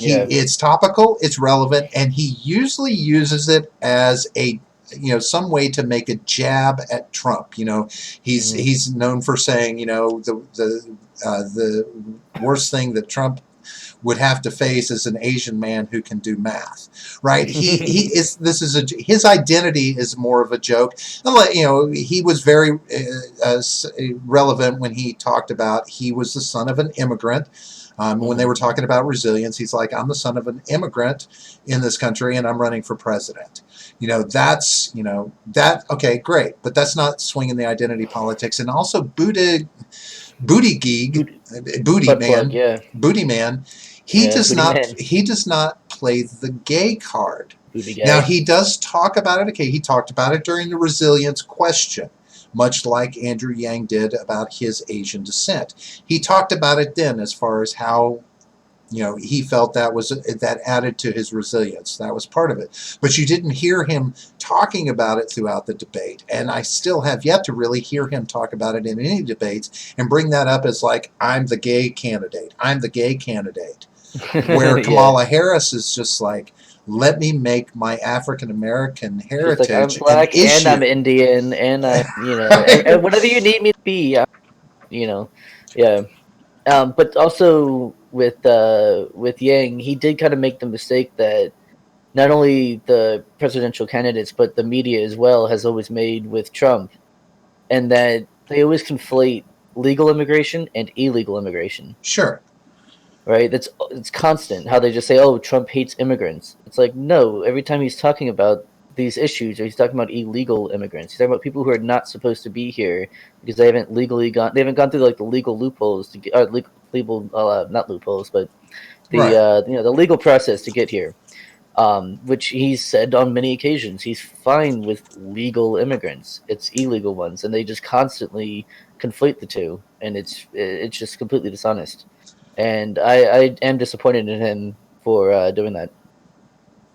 Yeah, of course, they also like to take his comments and interpret them in the most uncharitable way possible, which I might say occurred to Biden at the hands of Castro in the debate as well. I think he was really trying to punch up in order to gain some influence, to score some points. However, I don't think Custer himself actually, in my opinion, when he spoke, said anything that was too unique or that had any detailed plan anyway. Right. And to be honest with you, when it comes to Castro, I honestly, the only thing I remember from him during the entire debate is when he was trying to call Biden out for saying, when he was talking about healthcare and accusing Biden of having said one thing, which Biden didn't say. They even fact checked afterwards and said, no, Biden didn't say this. That is the only standout thing about it's almost like Castro wasn't even in the debate from the standpoint of relevance or anything solvent to deal with. Well, I mean, he spoke Spanish, so there was whatever. that. That pandering. But they started the whole fucking thing off with some pandering from the moderators, right? I was just like, please, really, do we have to do this? But Booker had to take it to. He did get a good funny in when he was like, no. Oh, yeah. And let me translate that to Spanish as well. No. Yeah, that did actually. I was like, that's kind of funny. Good job, buddy. Good job. I'll give him that. Now I'm curious because I mentioned her a little bit. Anavultus, I'll ask you first. What was your takeaway for Warren in the debate last night? And Stephen, I agree, by the way. Well, Warren, she actually talked a lot about herself and her own past, as apparently she had lived in the region before. So I think that certainly connected with the audience pretty well. However, I would say that her talks when it concerned defending Bernie's policies regarding healthcare and her own, by extension, I don't think she really gave the detail that was necessary to really defend that in the context of what would be a debate. Now, of course, these debates aren't really proper debates, but as far as it concerns that, anyway. John, what was your takeaway for Warren last night? Seems to me like she's just kind of Hillary 2.0. Really? Yeah, I don't see much of a difference between the two. I think she thinks it's her turn, much like Hillary thought in the last election and the election before that. Or no, just two elections before that. Yeah, Warren is just, I don't know, she's too much like Biden in that way, that she's just too like center of the road, saying, wanting to kind of appease both the far left and the center Democrats. So she kind of, panders to the far left, and then but just keeps everything right in the middle, on the straight and narrow. Yeah, there's just nothing special about her. Would you whatsoever. agree? Would you agree a difference between her and Hillary, though, is that Warren panders less to women? She's a little more broad spectrum than that. I mean, I don't think she's had as much of a chance to, because she hasn't made it to the general election yet. I think once if she does do that, if she is the nominee, then I think that she will start pandering really hard. Well, she hasn't really had a chance to. Yeah, but she has. To be fair, she's not the only woman running in the primaries. Right. That's sure. true. So, yeah, I would agree with that. True, and she's the only one up there that's not a woman of color. I guess no. Amy Klobuchar isn't. Yeah, I don't if think. she tried to play the progressive stack, I don't think she's going to lose. Yeah, right. Yeah. She's not. Yeah. Well, she doesn't have as many intersectionalities as she needs to have. Well, then when you say the only disagreement I have with her not having hasn't had enough time to really do that. I mean, if we look back at what's her McNugget that dropped out of the race after the second debate, the blonde Gillibrand. Yeah. She was out of the gate woman feminist, female, right? So there's been time to pander to the female vote, right? So that's why I say Warren isn't, and Hillary did the same thing in her primaries. She was, when they were having debates, she was pandering to the female vote, right, primarily, so in my opinion. Here are some differences, right? Obviously, Hillary in the last election, she was up against 3 other white men, right? So there was no problem with her doing that, right? It was Lincoln Chafee, Martin O'Malley, and Bernie, right? There was no need for her not to do it. She could do it all day, every day, no problem. Gotcha. She doesn't have that same, she doesn't have that same thing here. And also, I think what she's doing is holding it, like playing her cards close to her chest at the moment until it's time. Whereas what Gillibrand did, I think she overplayed her hand and kind of put it all out there at the beginning and had nowhere to go from there. She went too extreme. She was the extremist. Yeah. Well, she just went too extreme too quickly. I got you. She wasn't able to kind of build on it. That's my opinion. That's what I saw, at least. So here's a question that, as I was watching last night, that came to mind.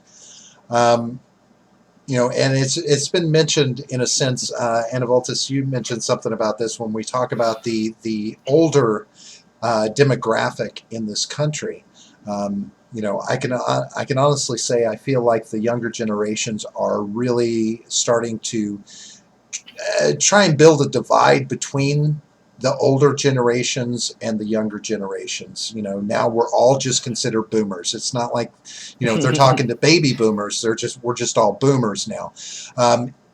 Do we see a separation on that debate stage of older candidates that are going to be irrelevant when it's all said and done, versus the younger candidates like Cory Booker, Beto O'Rourke, Castro. Are these younger candidates going to carry more influence, or are we still going to see an old person, for want of a better term, an older person, older generation going into the White House? Well, what we're seeing is some of the top runners are elderly white men. You have Sanders and Biden, both of whom do not talk about race as much as many of the other candidates. Mm-hmm. So I would say that when it concerns that they are probably losing many of the younger social organizers in the party who harp a bit more about race and intersectionality. Because Sanders and Biden came a bit before that, they're sort of retro fitting that into their platforms to some extent in order to maintain a broad appeal among at least the more vocal elements of a party. But when it concerns actually implementing policies, I don't think that they really have the mindset to think too much about race as much as the younger ones would. Would you include Warren in that as well? Certainly, Warren is older than the younger candidates on the stage, so I would say that Elizabeth Warren certainly falls into that category as well. Although, to be fair, she did attempt to harp on her race a little bit by claiming distant descent from Amerindians. Yeah, you notice that she's been very quiet about that ever since. Well, of course. But yeah, no, I hear what you're saying, and I agree with it. Because those are the top three, I think, contenders at the moment. Um, but I think the reason why I think Biden is actually, I think he's the number one in numbers anyway. But I think that he's going to eventually get it, mainly because the union Democrats, so Democrats who are just part of unions, they're everyday workers. They're not interested in identity politics. They're just interested in having a secure job, and workers' rights and all this kind of stuff. The old hat Democrats are more likely to vote for him, and a lot of them voted for Trump in the last election because Hillary obviously was going more towards the identity politics. So I really think that either him or maybe Bernie might be able to pull off a lot of those. But I think he's lost a lot of credibility with a lot of people on the left due to him, basically castrating himself during the last election when he got booted by the DNC and then shilled for Hillary. So I really think that Biden is their best bet to win, and I think that he really could do it if he tried. If he wasn't a gaffe machine, I guess. Well, when we talk about voters coming out to the polls for the primaries, And yeah, Steven, I saw that. That shit was funny. Biden's dentures almost fell out. Yeah. Yeah. The historically older, and when I say older, I don't mean, I'm not talking senior citizens. I'm just saying older, more established Americans typically historically go to the polls and vote, right? People who have been in the world, have families, have homes, these kind of things, understand politics, that kind of thing. Is that going to hold true for this next primary, or are we going to see a larger influx of younger voters, and thus will that have an impact on the age of the candidate that's being presented, especially when we have a 70-plus-year-old president currently, but technically, to his credit, doesn't look it. He can appeal to a younger audience just from his demeanor and how he looks. Yeah, I mean, I certainly think that there will be an influx of much younger voters, mainly due to like the kind of things that we're doing now. Podcasts online. There's a big push. Not necessarily us, right? We're minuscule, but a lot of the larger ones are pushing for people to go and vote and influencing people on who to vote for and why, right? And so I think we saw that in the last election as well, a big influx of younger people voting. I think it's going to be even bigger this time. Now, was that Now, was that push in the last with the last election? Is that would we we saw kind of the same thing with Obama? Was Obama's age and Trump's apparent lack of aging an impetus to those younger voters coming out, or do you think it's more social media, more social awareness that's going on from this present day and age? I mean, I think it's a bit of a mix of both. I think it's a bit of both. Would you agree with that, Anavultus?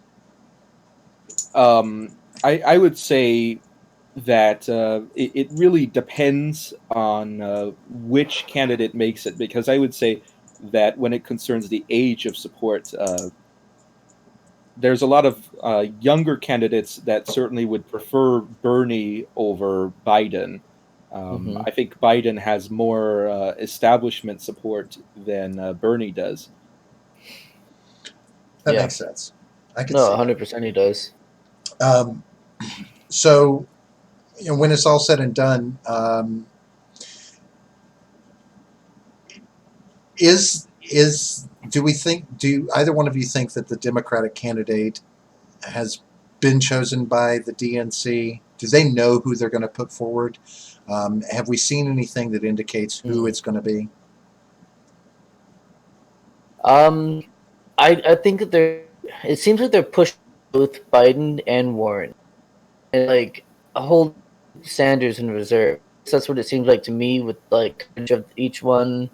Actually, the media is I don't know if it really works in his favor or not. With the kid was talking about Joe Biden's gaffes, because they did the same thing with Trump, and Trump got elected. Right? They were talking about, oh, Trump says he did that, whatever. That's his image in front of everyone all the time. So that could work in his favor.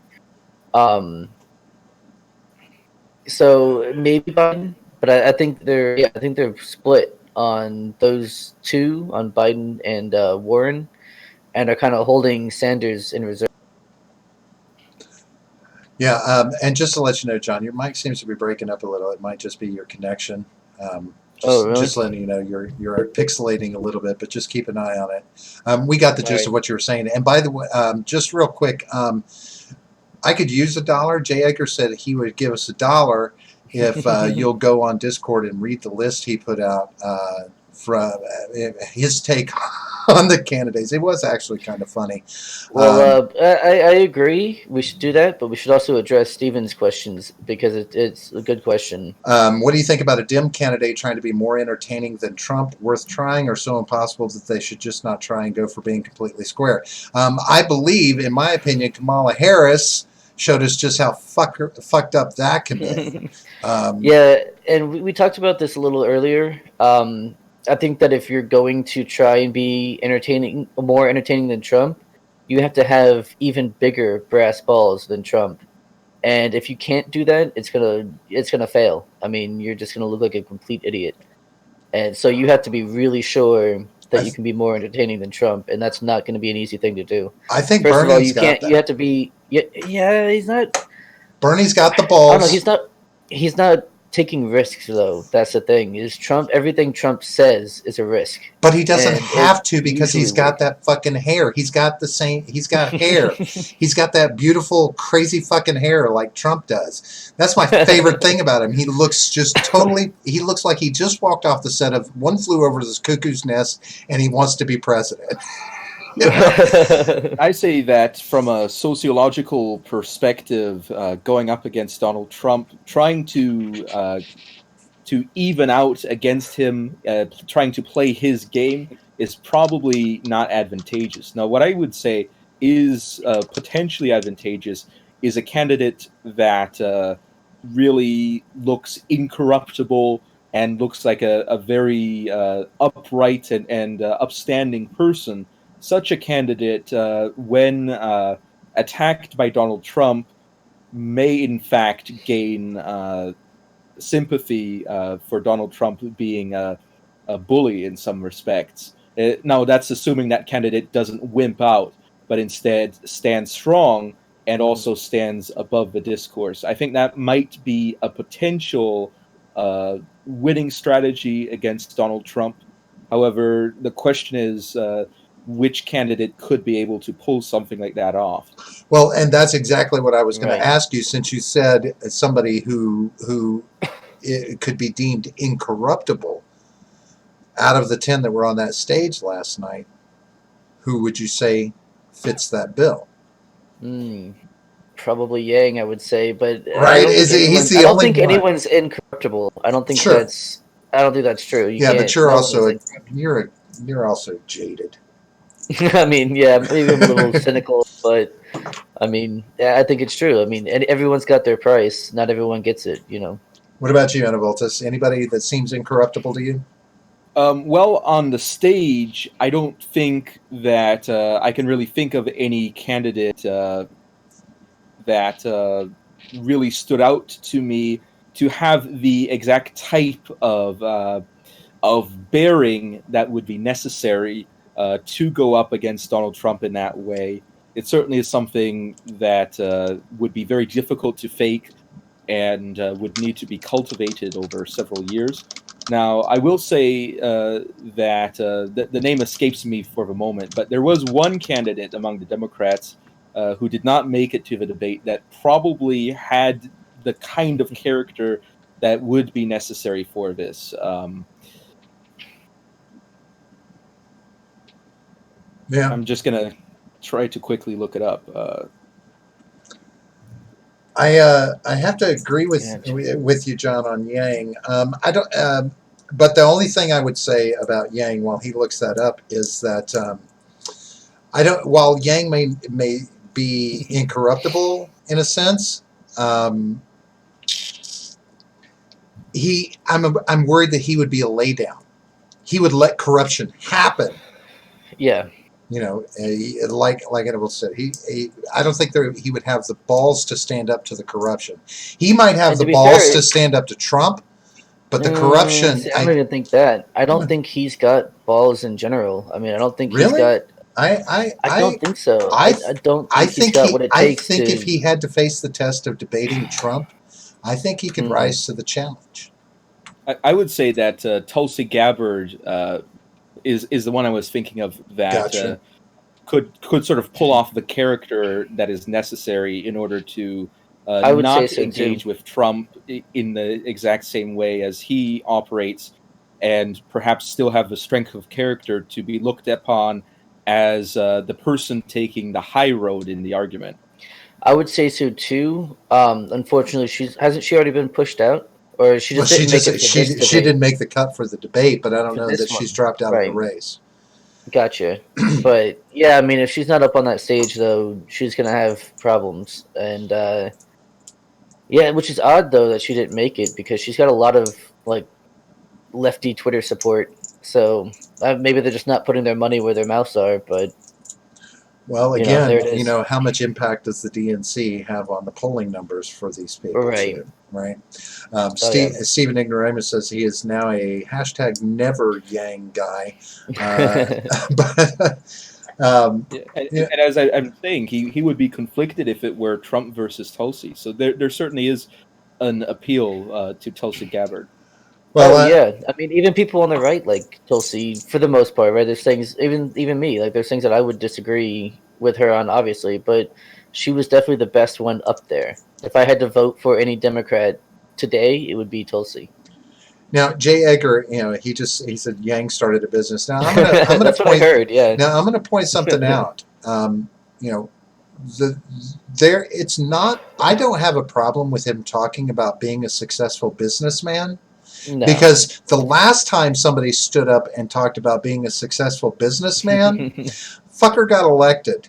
Okay, it's true. So starting a business and being successful as an entrepreneur, that's a good talking point these days. But the real question you have to ask is, does he speak Spanish?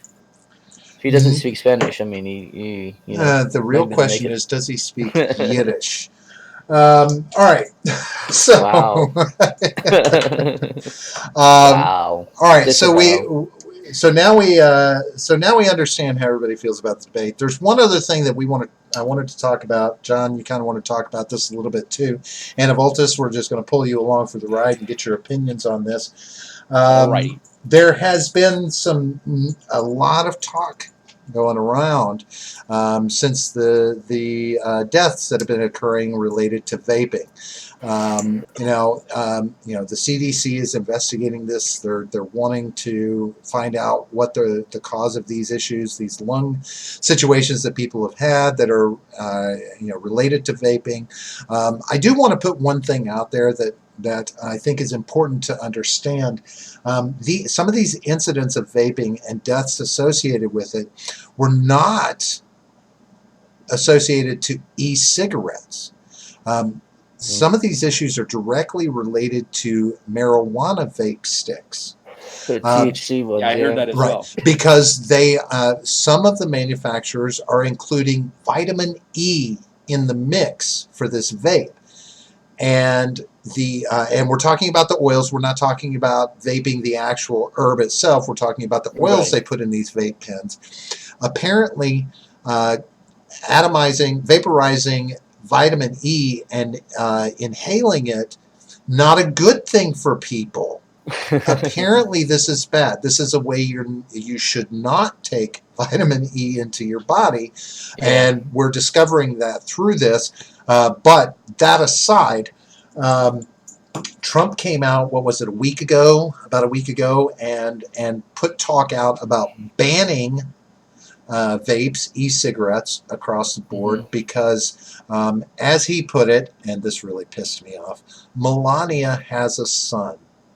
And kids are telling their parents they want to vape. My wife's son. Right? And I'm like, wait, don't you both have a son? That was the first thing that jumped into my head. Well, I know she's got a son. I believe he's related to you, you dumb fuck. Yeah. Doesn't he have 3 sons? I mean, he could say, Well, that was a show, John. That was gotcha. My 3 Sons. I don't know if you remember. So Illuminati confirmed. Right. Yeah. Right.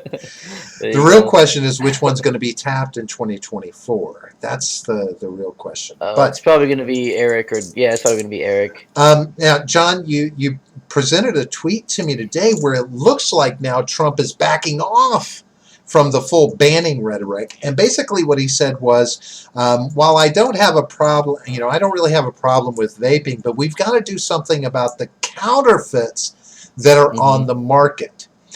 And I am going to put this out there. You and I had a discussion off mic where we were saying, I was saying, why hasn't Big Tobacco gotten into the vaping industry and capitalizing on this? Like, you don't go into the store and see Marlboro vapes. You don't go into the store and see Camel vapes, right? You would expect that you would see this. So in my mind, I'm thinking for some reason, Big Tobacco has stayed out of the vaping industry. And then I opened up a web page. Uh-oh. Come to find out, and I pointed this out to you, John, so let's make it known to the public at large. Juul, the Juul, that right there, that vape, that e-cig, that company carries approximately 75% of the e-cigarette market share. And not too long ago, Altria bought a 35% share of Juul.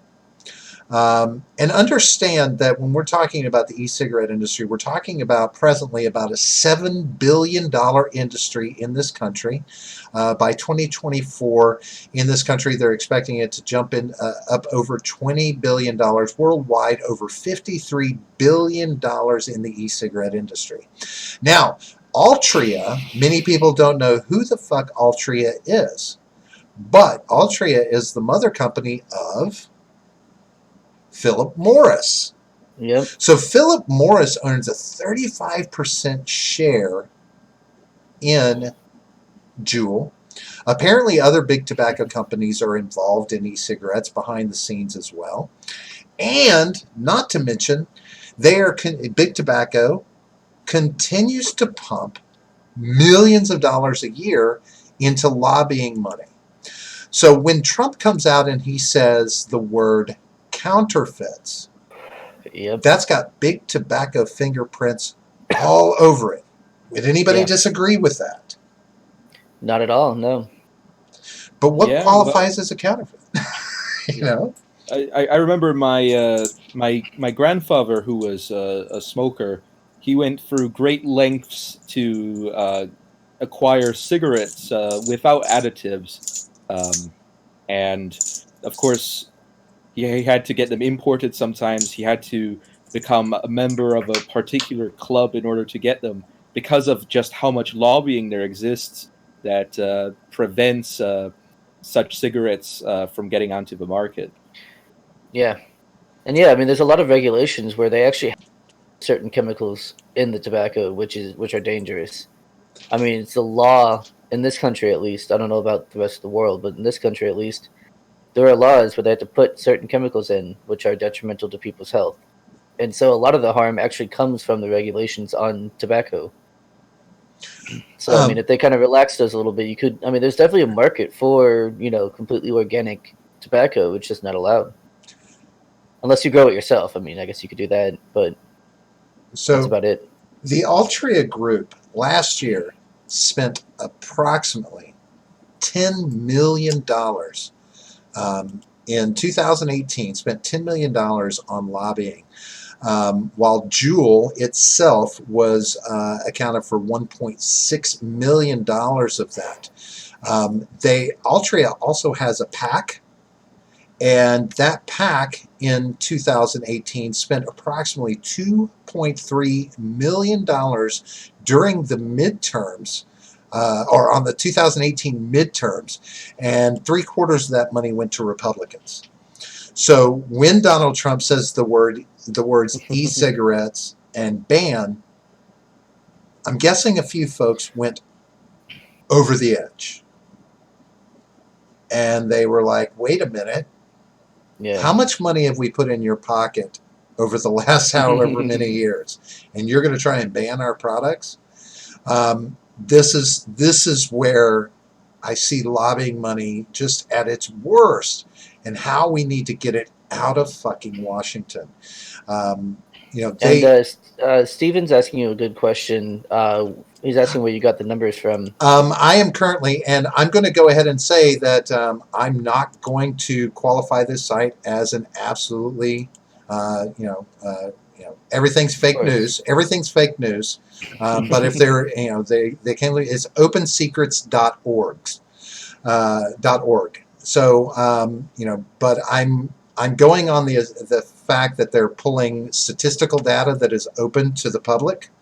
I believe that lobbying dollars that are spent are open record, and how much money is donated to political campaigns, etc. So I'm going on statistical numbers that should be rooted in hard fact from actual documentation, from actual numbers.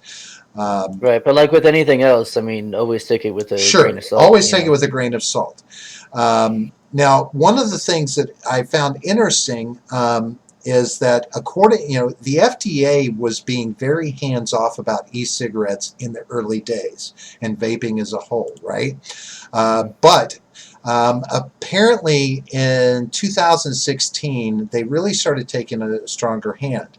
And now in November of 2018, the FDA announced that it would limit the available e-cigarette flavors to tobacco, menthol, and mint. Now, first thing, because I get mint. So well, the first thing I have to say is I don't safe. understand when that goes into effect, because I can still, I've just, within the last 2 months, for my stepdaughter, went to the freaking convenience store and bought her blueberry, because they said they want to get rid of these flavors that entice kids, teens, to want to vape, so right? And Obama tried to do that as well, flavored cigarettes. But obviously they're going to let the people sell what they have already. It's going to be like, you just can't get any more. And probably even distribute. You can distribute what you have, but you can't make any more. So like as of this date, probably a year from now, they're going to say, no more at this time. That's usually how it goes. It's not like an instant ban where, just get rid of all of it right now. That's not how that really works. I think it's a sort of a red herring issue for the government to be talking about which flavors are going to be approved and which ones they're going to ban. It seems to me like they're trying to do something without actually doing anything, where they're actually addressing it in a way that doesn't really change anything significant other than simply limiting consumer options. Mhm. Well, now in that regard, I would have to ask, then why in the hell is there not a crackdown on cigars, blunts, cigarillos that are flavored and all sorts of? Which is Obama did try to do that. I'm not sure exactly what happened with it, but he did try to do that.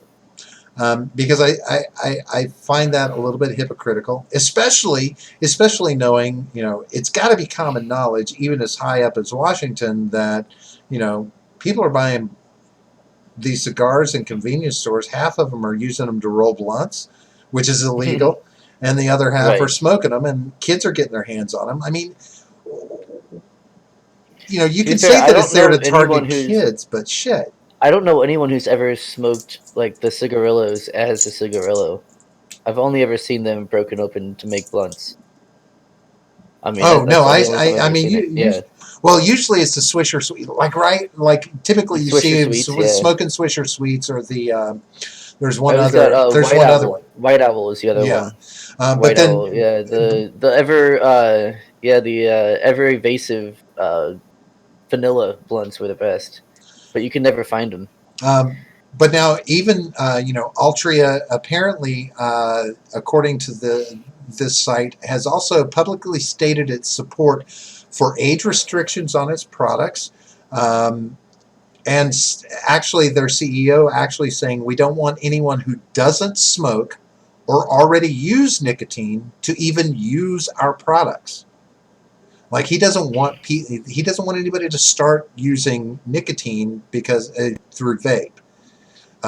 Now that's of course just public face stuff that they put out. Yeah. But the company itself, Juul, has also apparently they claim they've lobbied in favor of a bill that would raise the minimum age of purchasing tobacco to 21. Well, But wait, these people. Some people want to lower the voting age to 16, but you want to raise the voting and smoking and drinking are three different things, John. That's apples, no. oranges, and bananas. If you can't be trusted to drink or to smoke at a certain age, and you can't be trusted to vote either. Oh Sorry. no. You can be trusted to vote. I mean, Right. don't you As long want as the you vote. future in the hands of a lot of hormonal teenagers? Oh I my mean, god! If I does voted at that? 16, I was such a fucking idiot. At How about you, 16. Anavultus? Hormone-induced teenagers getting the vote? What? Well, I've always been a very cerebral person, so it's never really been a problem for me being able to vote. However, when it concerns voting age, I don't think it should be lowered.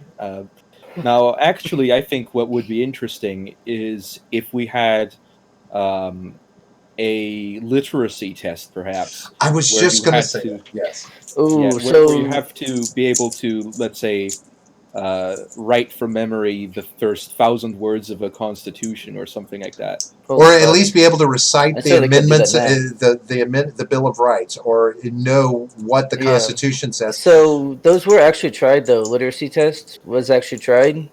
Yes, I'm aware. Yeah, and it was mostly voter suppression, and I don't think that's going to go over well with the general Well, public. I know you can call, it could be branded as voter suppression, but Oh no, I mean it was because of the way that the questions were worded. It gotcha. was designed for you to fail.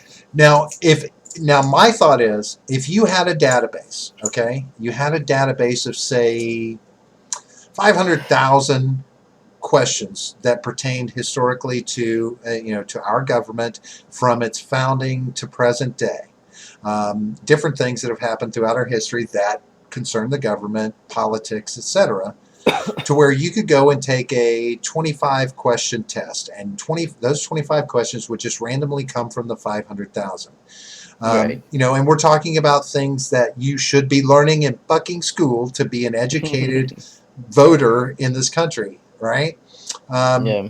I could see that as long as it was worded properly. It wasn't, like the I IQ would I test wouldn't from trust olden anyone. days where it's slanted I against wouldn't anybody. trust anyone to be able to come up with a unbiased test like that. Really? And I also wouldn't. No, I wouldn't trust anyone to do that. Yeah. I think that ideally this type of test is one that would have to be the same in every case, and that's why I'm in favor of the idea of memorizing a portion of an actual legal document, which would then not be biased toward or against any particular person because it is the law itself to which everyone is held accountable. And I would say the The Bill Constitution of is the Rights one law. is a good one. Yeah, The the Bill of Rights Constitution. is a good one. I wouldn't be comfortable with some sort of test in order to vote. I mean that Well, is something that is a right now, as laid I out in the Constitution. I would say that if we're talking about if we're talking about lowering the age of voters to 16, so if that was the conversation that was going on, then that would be when I would say something like that would need to be instituted. Okay, yeah, you can vote at 18. You gain the right to vote at 18, but you can vote at 16 if you can meet the criteria of an educated voter. And not just the Bill of Rights. You need to understand the full Constitution, because the Bill of Rights technically only includes the first 10 amendments, right? That's what's considered the Bill of Rights. But there are other constitutional amendments that are important and do speak to voting, that speak to conscientious citizenship in this country, things that you have to know. It's important to know, well, when did women get the vote, so that you understand how our history, how our political history has progressed, so that you see a perspective and a timeline of our evolution as a democracy. I think that the problem with that is that it actually does indeed request a type of understanding of the law, and in doing so, because there are different understandings of the law, it does indeed actually create a form of bias that then it depends on who is formulating these tests, who someone might construe the Constitution in a particular way in order to form towards a particular end. So I think just a simple brief memorization of part of a text in itself is, in my opinion, more neutral. I mean, it's certainly better. I'm still not okay with with some kind of gatekeep, I guess, some kind of gatekeeper to voting. I mean, that's something that is pivotal in this country, and I think that you shouldn't be barred from it for any reason other than like those 10 felonies that you can commit, and even then, once you're done with serving your time, you should be able to vote again. Well, so I mean, I really don't think that's. I don't like the idea of barring people from voting. Yeah, but isn't 18 a barrier to voting? That's a bar to voting. I mean, yeah, it is, because there's smart kids really out there at 16. Yeah, well, I think this is actually not so much a disagreement on the exact qualifications for voting, so much as it is a disagreement on the philosophical foundations on what it is to be a voter and on who should be able to vote. So the question, and that's why I say I'm not a libertarian, because I don't have the same ideas of popular sovereignty that occurred in the liberal revolution from the English Civil War and the American Revolution. Yeah, I know that the voting age speaks to maturity, but I also know that there's, not all kids mature the same way. And I think the maturity to understand politics, to actually have a valid opinion on politics. There are a lot of younger people out there that aren't old enough to vote, but actually have realistic thoughts on this and mature thoughts on it. I don't know. I am still a proponent that lowering the voting age to 16 would be the impetus to get the constitutional education back into the schools at a stronger place, as well as politics, because I don't believe that our educational system really educates voters so much as it just educates mindless, no, it doesn't. standardized. But there are decentralized and for lack of a better word, authoritarian ways of doing it.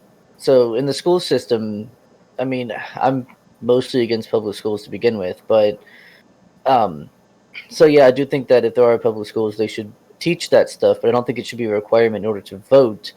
However, things like we're doing here on YouTube, you can go and memorize the Bill of Rights if you want to. You can learn about, the foundations of our country and our history and all that kind of stuff. All of it, you can do that all online.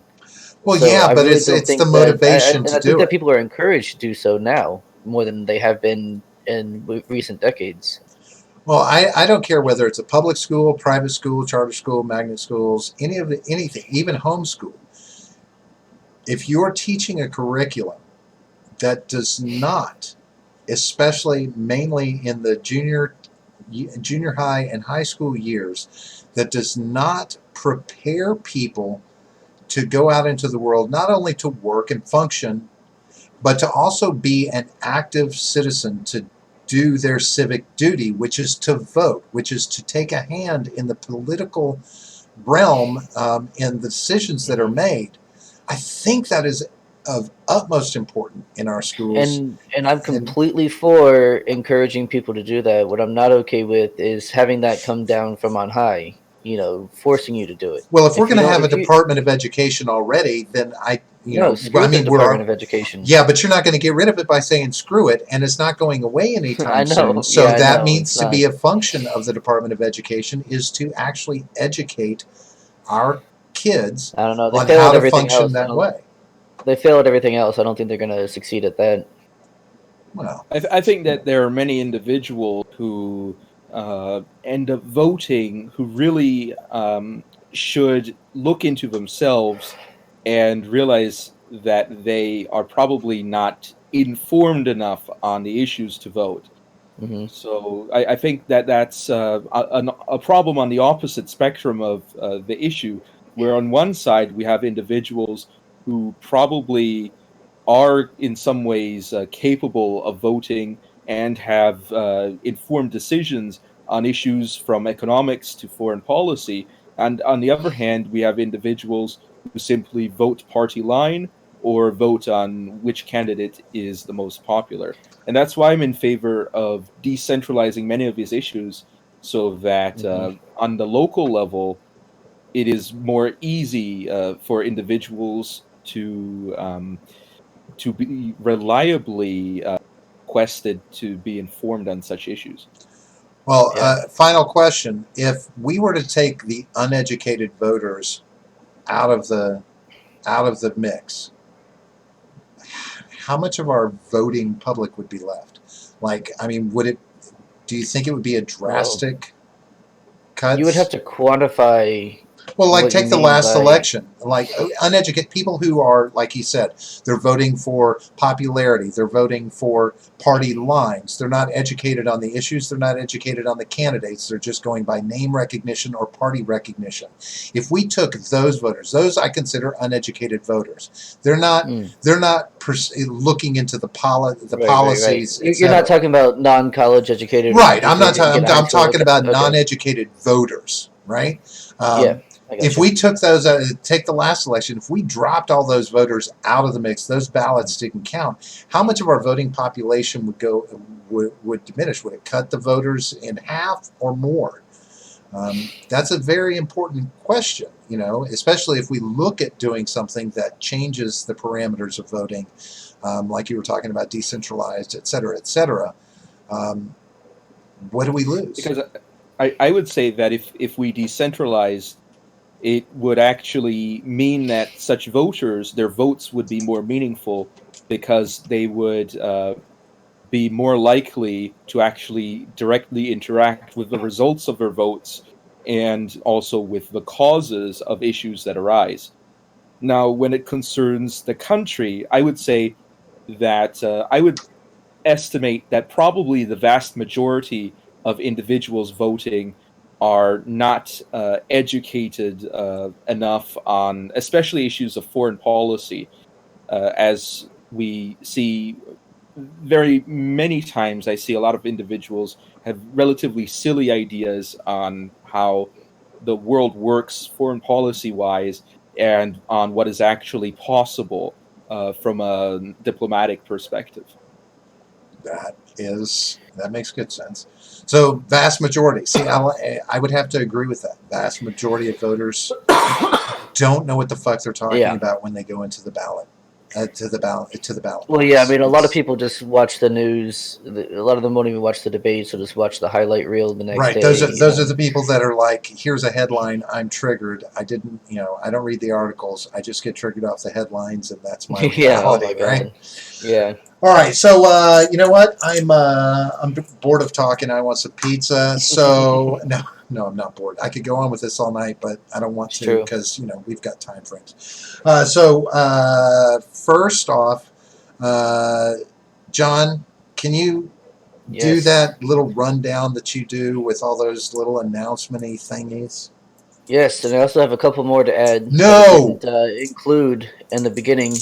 Tomorrow morning at 10 a.m. Eastern, I'm going to be on Nathaniel Slattery Bear's channel. Going to be streaming with him. Cheating again.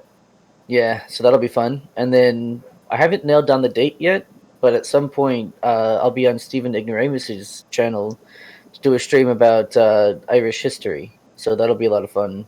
Can't wait for that. And I'll obviously let everyone know once I have the date locked down. And then now I'll go back into the actual spiel here. This coming Monday, we have Short Fat Otaku is going to be on. Can't wait for that. And then Halloween, we've got our St. Jude's charity live stream that we're going to do some spooky stuff during that stream, try and get some people on. It'll be fun. And then December 6th, that's a Friday, we'll have our 12-hour stream for Toys for Tots. We're going to try and get a bunch of different guests together. Our normal Freedom Scoop guys. Anyone else who wants to join in, try and get some of the people that we've had on in the past on the show. So we're trying to have like a revolving door of guests. So yeah, that'll be a lot of fun. Can't wait. That sounds exciting. I hope I'm there for it. I hope you are too, to be honest, because I don't know how to run the show by myself. Poor bastard. Having all that out of the way, Anavultus, I want to tell you that I've been very happy to have you on tonight. Absolutely. Thank you. Some very intelligent opinions and takes on everything that we've talked about. Folks, Anavultus has himself a fancy little podcast on the tube, and if you look down below, you can find his link down there, straight to his channel. Go out there and listen to him. I'm telling you right now, he's got a lot to say, and some of it actually sounds rational. And I know that's crazy to think about in this present day and age, but yes, it does sound rational. But again, I appreciate you coming on and talking with us. I'm very glad to have gotten to know you and meet you. More power and more luck to you on keeping that podcast going. Maybe we'll all learn a little something from it. Outside of that, John, besides his link down below, there's some other links down there that do something. Yes. What do those do? Yes, you can find our Twitter at the Gen Gap P down below. You can find the link to our Discord server down below. And you can also find a link to freedomscoop.com. You can find some of the other cool people that we hang out with once in a while and go and see their work there. And if you have any other links besides YouTube, I didn't even think to ask you if you have a Twitter or anything. Do you have a Twitter, Anavultus, that you frequent? Yes, I have a Twitter. I'm not very frequently directly active. However, whenever a video comes out on YouTube, I have it automatically posting onto Twitter as well. There you go. Awesome. Yeah, I also have BitChute as well. BitChute. Hey, if you do me a favor. And a Patreon. Shoot those links over to us through Discord, and we'll make sure and throw those in the description of this, because most of the time our show is watched after the stream anyway, so those will be down there, and folks, look for those to be upcoming in the stream. John will get them put in there at some point, because, you know, at least he's doing something. Hey, if you haven't done it, hit that like button, and if you left the show and didn't hit the like button, we'll find you. right. If you haven't already hit the subscribe button, we do like lots of subscribers. We are going to be back on Monday night, as John said. We're going to have ourselves a guest, Short Fat Taco. I don't know, a short fat taco. It sounds good right now. But Sounds delicious. we'll also we'll be doing that at 9 o'clock on our Shooting the Shit episode Monday night, and then again, of course, we'll be back next Friday, and you'll be seeing us at our normal time at 8:30 for that. We'll have more fun and exciting things to talk about, or it'll just be the same drivel that we are always spewing. Outside of that, thanks for joining us tonight, folks. Again, Anavultus, thank you so very much for joining us and adding to this conversation. And folks, keep the conversation going out there. It's the conversation that's going to get the results. It's the only way to find a solution. Outside of that, I'm going to get the hell out of here. Have yourselves a good night, folks. Thanks for joining us. Yep, see you guys.